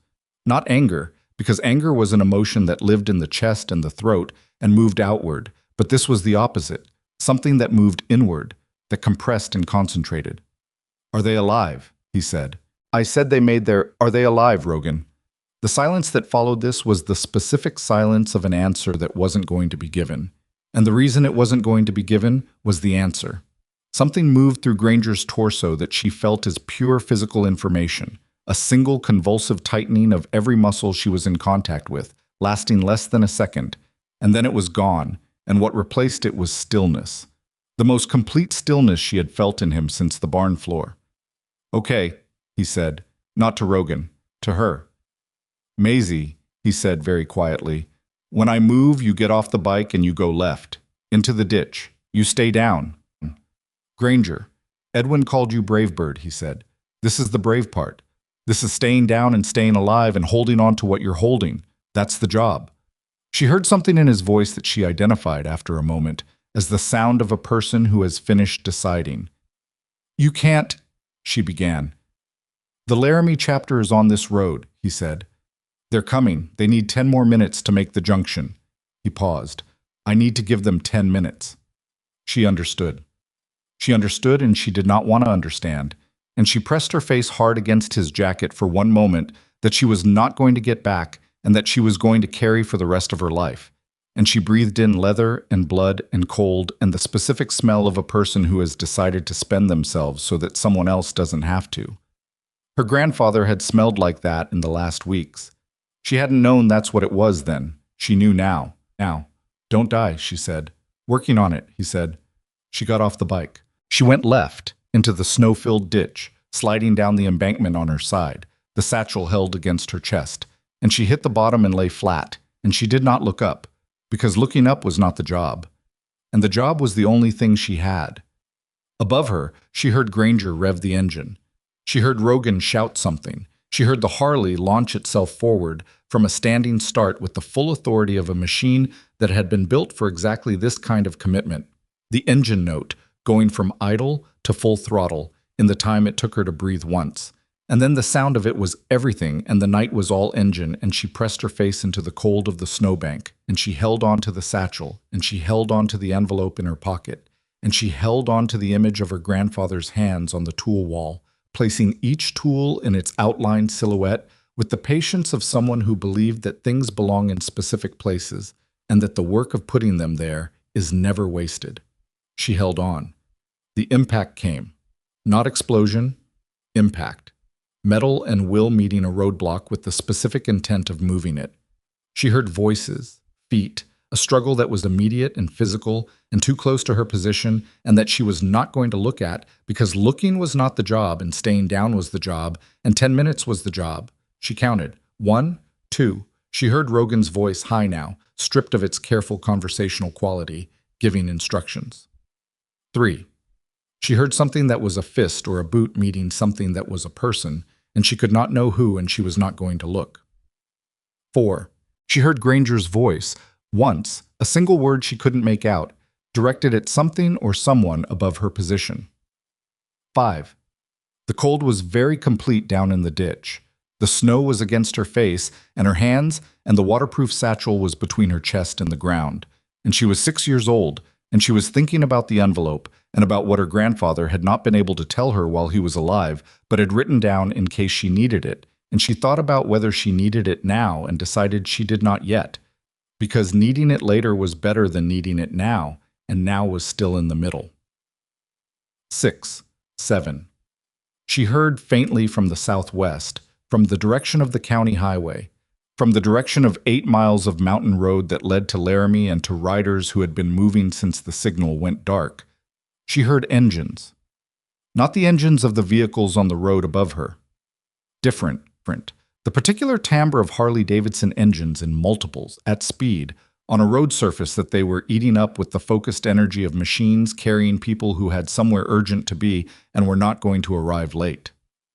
8, 9. The sound got louder, then louder. Then it was enormous. It was filling the mountain.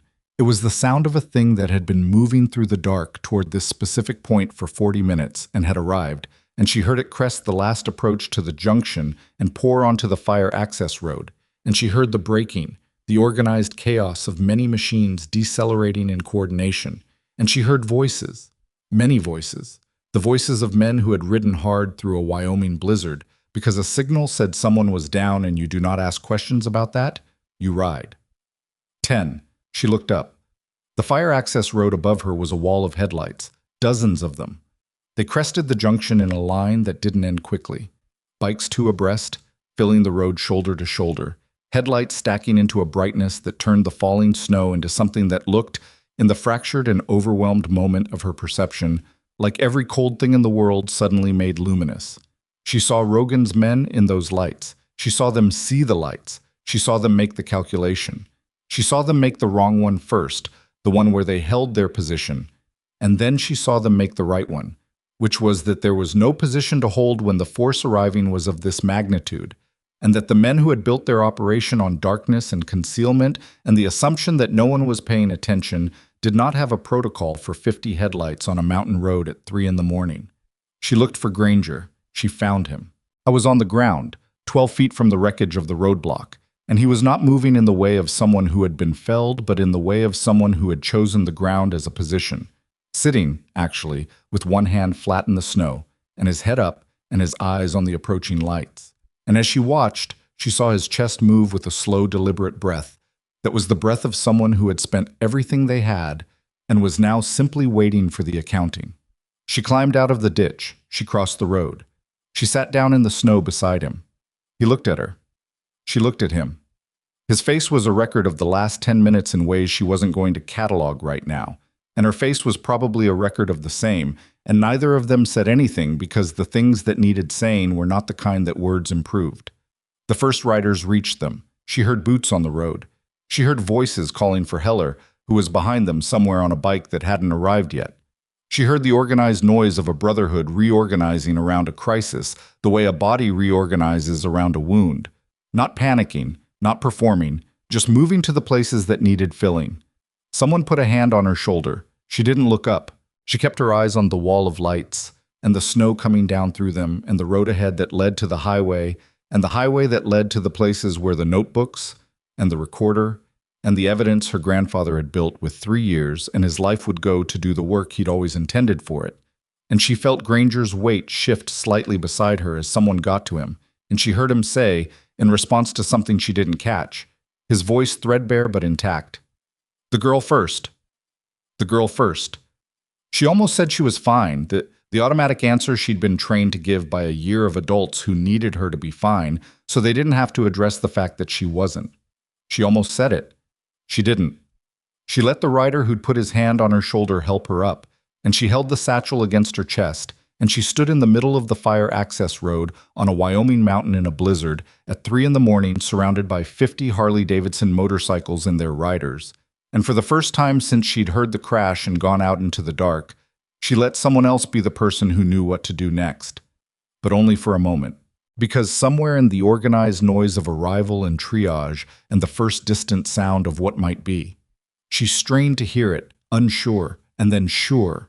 Helicopter rotors in the mountain dark.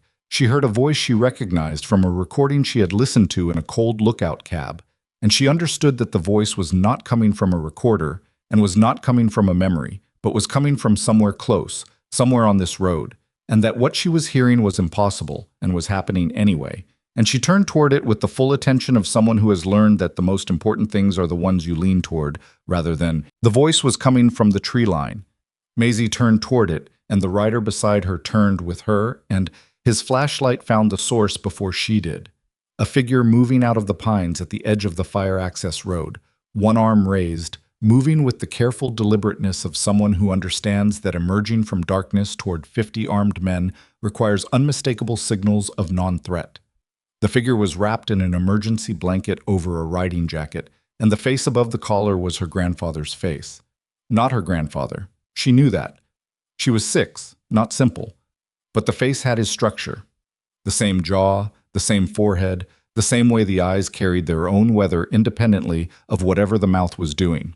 A man in his early 60s, thinner than he should have been, moving with the careful economy of someone managing pain that had become so familiar it had stopped announcing itself and simply lived in the body as permanent geography. He stopped at the edge of the road. He looked at Maisie. He said, "You're exactly what he said you were." She looked at him. "Who are you?" "My road name was Parrish." He looked at the road, at the riders, at Granger being helped toward a cleared space where Heller had set up her bag. "Your grandfather and I rode together for 11 years, before he left the road." A pause. "He's the reason I'm alive. The testimony on that recorder, that's mine." The man who'd gone on record. Her grandfather hadn't put the name in the letter because he hadn't wanted Rogan to find it in something written. He'd protected his source with the same deliberate architecture he had applied to everything: the key in the tin, the recorder in the box, the tunnel under the rack, the layer under the layer under the layer, each one accessible only to the person who needed it when they needed it. "He hid you," she said. "He hid me for 8 months, Parrish said. Moved me 4 times. Kept feeding them the idea that I'd run south." He looked at the emergency blanket on his shoulders, at the tree line he'd come out of. "When they came for the barn tonight, I came up the ridge on foot. I've been working down toward the sound of engines. He looked at the satchel against her chest. Is it there? He said. Yes. Something moved across his face. Not relief exactly, because relief implies that the bad thing is over. And Parrish was a man who understood that the bad thing was not over, but was entering a new phase. What moved across his face was the particular expression of someone who has been carrying a thing alone for a very long time and can finally see the table where it can be set down. Your grandfather was the best man I ever knew, he said. I need you to know that someone who isn't family is saying that. Maisie looked at him for a moment. You are family, she said. He just didn't get to finish explaining it. Parrish pressed his lips together. He looked away, at the falling snow, at the wall of headlights, at the organized movement of riders across the road. He did not cry, but the thing he did instead was its own kind of evidence. The helicopters were federal. They came in from the east as the first gray light of what would eventually become morning began to distinguish the sky from the mountain, and they landed on the straightest section of the fire access road with the practiced efficiency of agencies that had been waiting for exactly this signal for longer than anyone present, except Dutch fully understood. Dutch had made it back to the lookout. Dutch had found his bike. Dutch had sent the signal and been there when the first federal vehicle arrived. And what had happened in the interval between the signal going out and the helicopters appearing was a conversation Maisie would not be present for and would hear about only partially and much later. What she knew in the immediate, Rogan was in custody. 3 of his riders were in custody. The 4th had tried for the tree line and had been located by the Laramie chapter's outriders within 20 minutes, sitting in the snow at the bottom of a ravine with a broken ankle and the specific expression of a man whose decisions have delivered him to their logical conclusion. The field operations team, the professionals Dutch had described, the 8 to 12 men with jamming equipment and dark vehicles who had built their operation on the assumption that the institutional machinery would continue to fail to notice them, found themselves at the center of a federal incident on a Wyoming mountain at 4 in the morning with 50 Iron Ash riders on one side and federal agents on the other, and they made the only calculation available to professionals who understand when an operation has reached its terminus. They surrendered. Not dramatically, not with gestures or statements.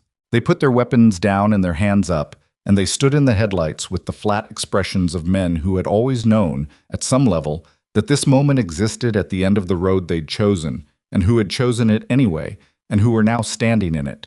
Maisie watched this from the road's edge, wrapped in a thermal blanket someone had put around her shoulders, holding a cup of something hot that a Laramie rider named Cross had pressed into her hands. And that turned out to be coffee, so diluted with powdered creamer that it was barely coffee anymore, which was the right amount of coffee for a 6-year-old at 4 in the morning after the night she'd had.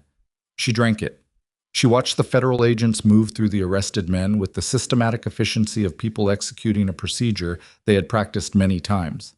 She watched the mountain get slightly less dark. She watched her breath in the cold air. She thought about Sable and Rillo. Sable was alive.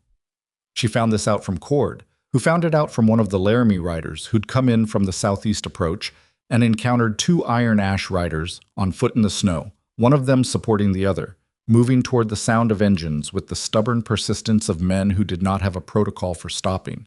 Rillo had a broken collarbone and 2 cracked ribs. Sable had a concussion and a gash along his left forearm from a knife he'd gotten his arm in the way of, which Cord described as Sable being Sable, which told her something about the category of man Sable was that she had already mostly understood. They were alive. She received this information and held it for a moment, and then put it in the place where the things that mattered went, the specific internal location where she kept the things she was going to return to when she had time to feel them properly. Granger was in a helicopter. He'd been conscious when they loaded him, which Heller had described as a minor miracle, and which Granger had described, apparently, as a standard outcome, which Heller had responded to with an expression that Parrish, who was present for this exchange, described to Maisie as the face of a woman who had been right about something dangerous for the entirety of a very long night. He'd looked for Maisie before they closed the door. She'd been 20 feet away and she'd raised her hand and he'd seen her, and he'd done the thing that wasn't quite a smile and was more than one. Then the door closed. Then the helicopter lifted. She watched it until it was a sound rather than a shape, and then until it was neither. The federal agent who took the satchel from her was a woman in her 40s named Reyes, who handled the transfer with the care of someone who understood exactly what she was receiving and from whom. She signed a receipt. She gave Maisie the receipt. She crouched down to Maisie's eye level, not in the condescending way that some adults crouched, which was a physical performance of taking a child seriously without actually doing it, but in the direct way of someone who had something specific to say to a specific person who happened to be small. "The chain of custody starts with you," Reyes said. "That means when this goes to court, your name is the first name on the record of who held this evidence. Do you understand what that means?" "It means I'm a witness," Maisie said. "It means more than that," Reyes said. "It means Edwin Rowan's granddaughter is the reason this case is airtight." Maisie looked at the satchel in Reyes's hands. She thought about chain of custody and about how her grandfather had understood, even at the beginning, that the most unbreakable link in any chain was the one no one would think to look for. A 6-year-old girl. A barn coat 4 sizes too large. A ball-peen hammer and a flashlight and 40 yards of Wyoming snow. She thought he would have appreciated the architecture of it.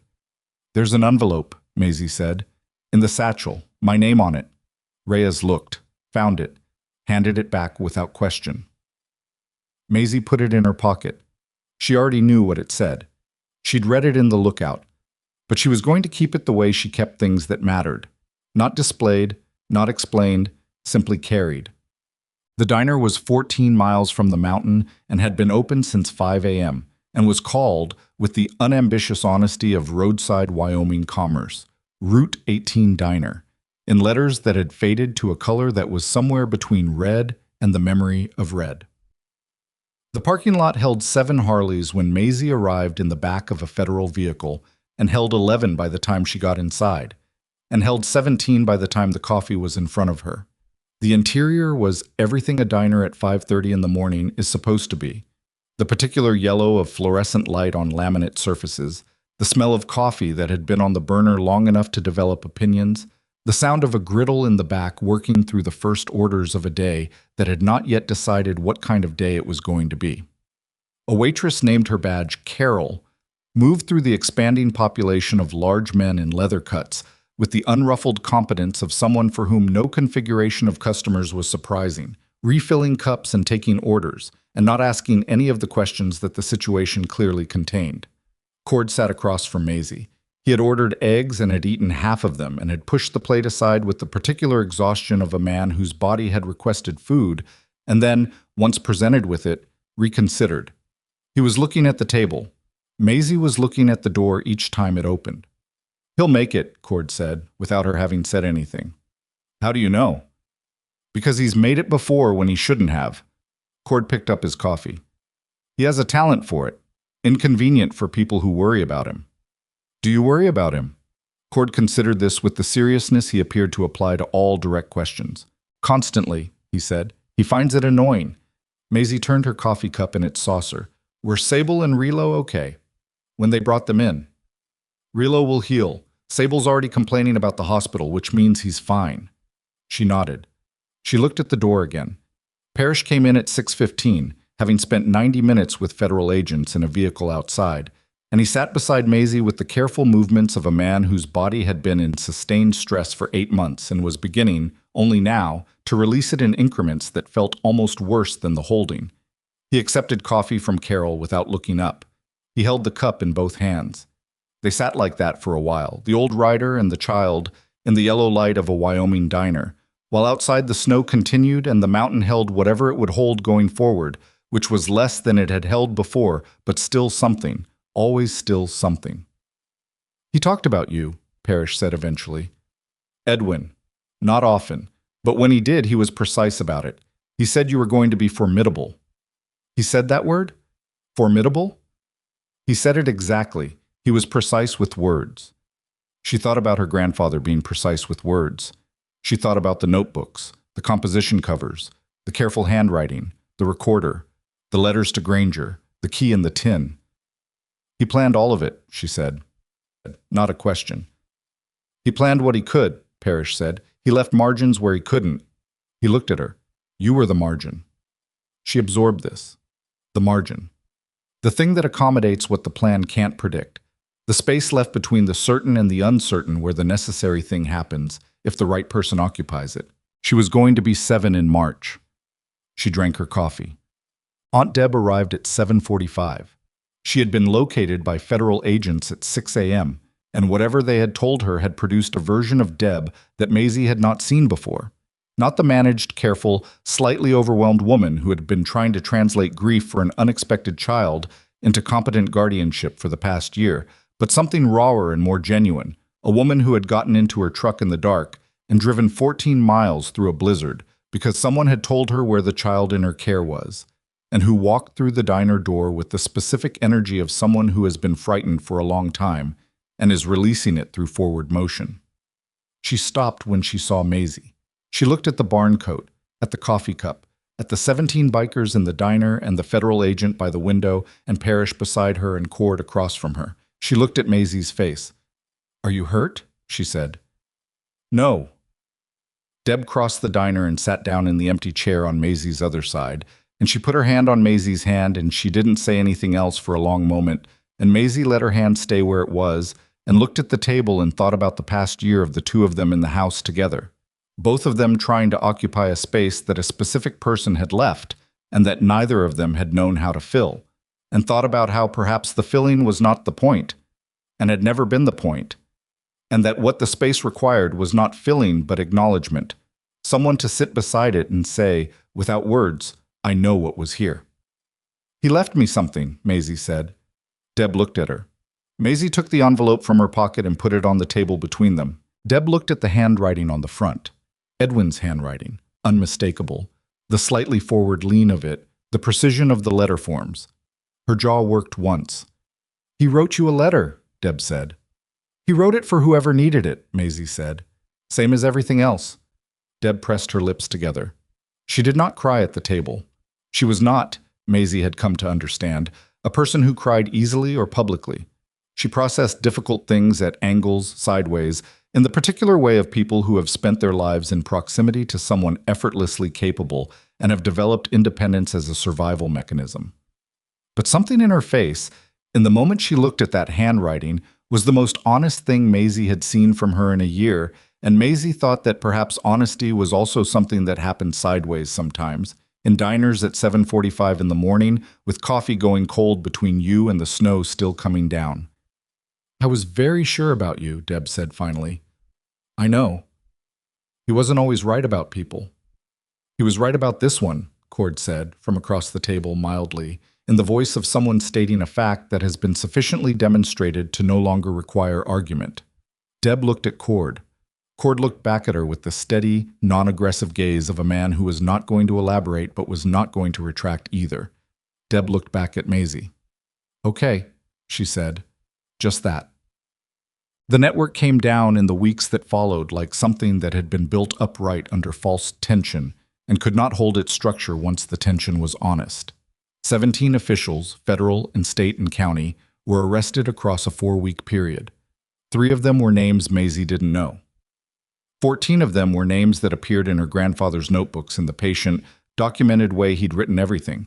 Each entry cross-referenced and time-stamped and supported with the kind of corroborating detail that had taken 3 years to assemble, and that the prosecution would later describe, in language she didn't understand but was explained to her, as unusually airtight.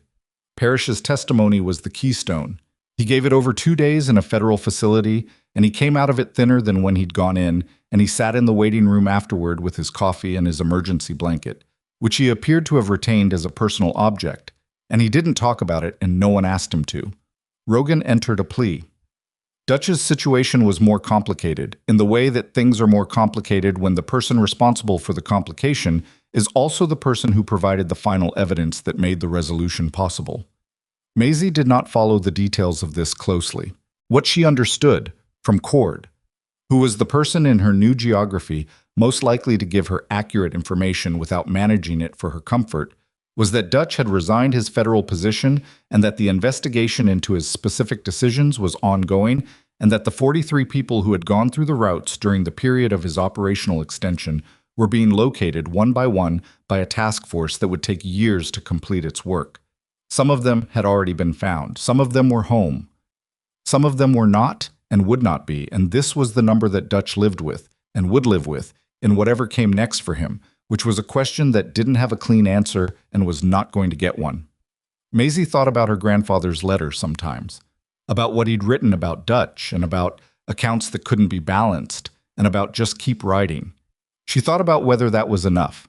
She didn't have an answer either. She thought that might be the honest condition of things, not resolved, but continuing, the road going forward even when the destination wasn't clear.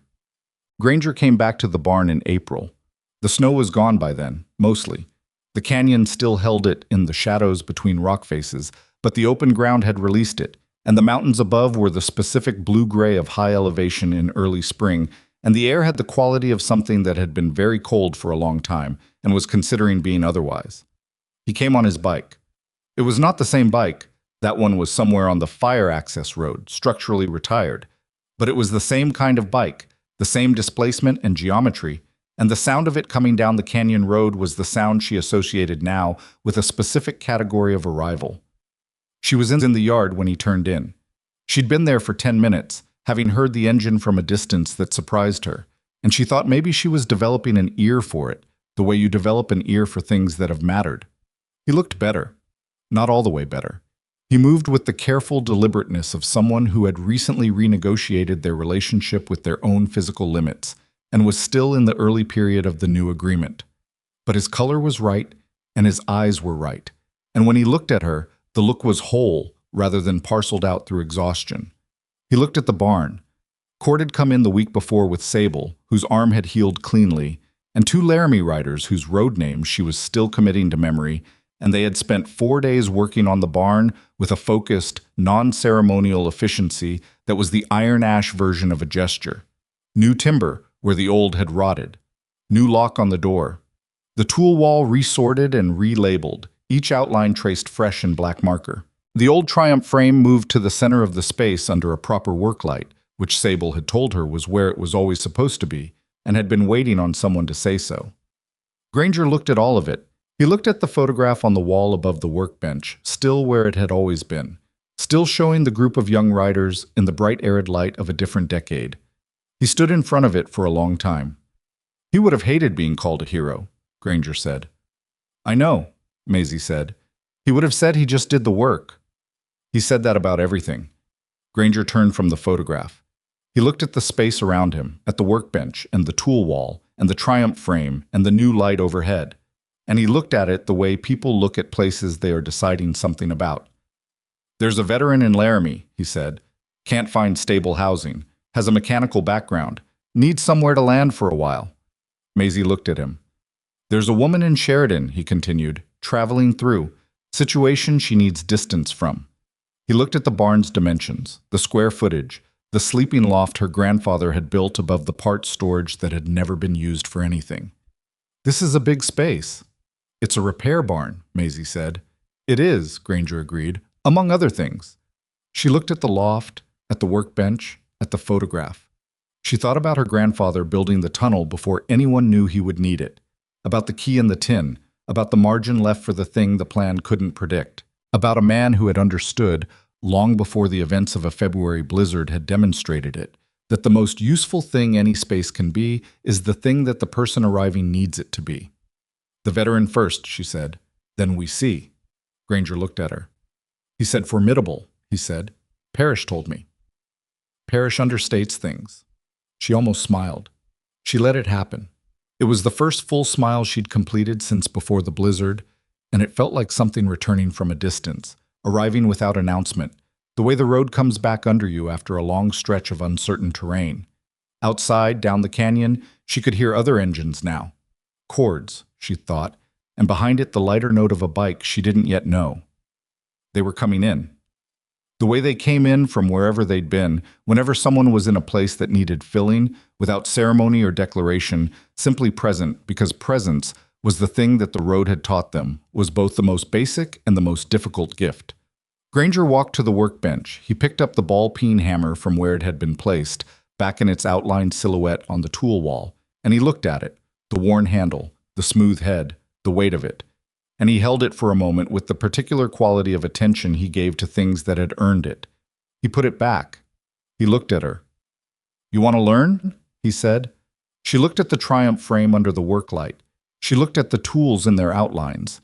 She looked at the photograph. She thought about her grandfather at this bench at 6 in the morning with the coffee too hot to drink and the light just coming in, doing the work the way he always did it, without explanation, without performance, simply and honestly and with full attention, the way a person works when they understand that the work itself is the point and that everything else, the legacy, the record, the chain of custody that begins with your hands and extends further than you will live to see, follows from the work being done right.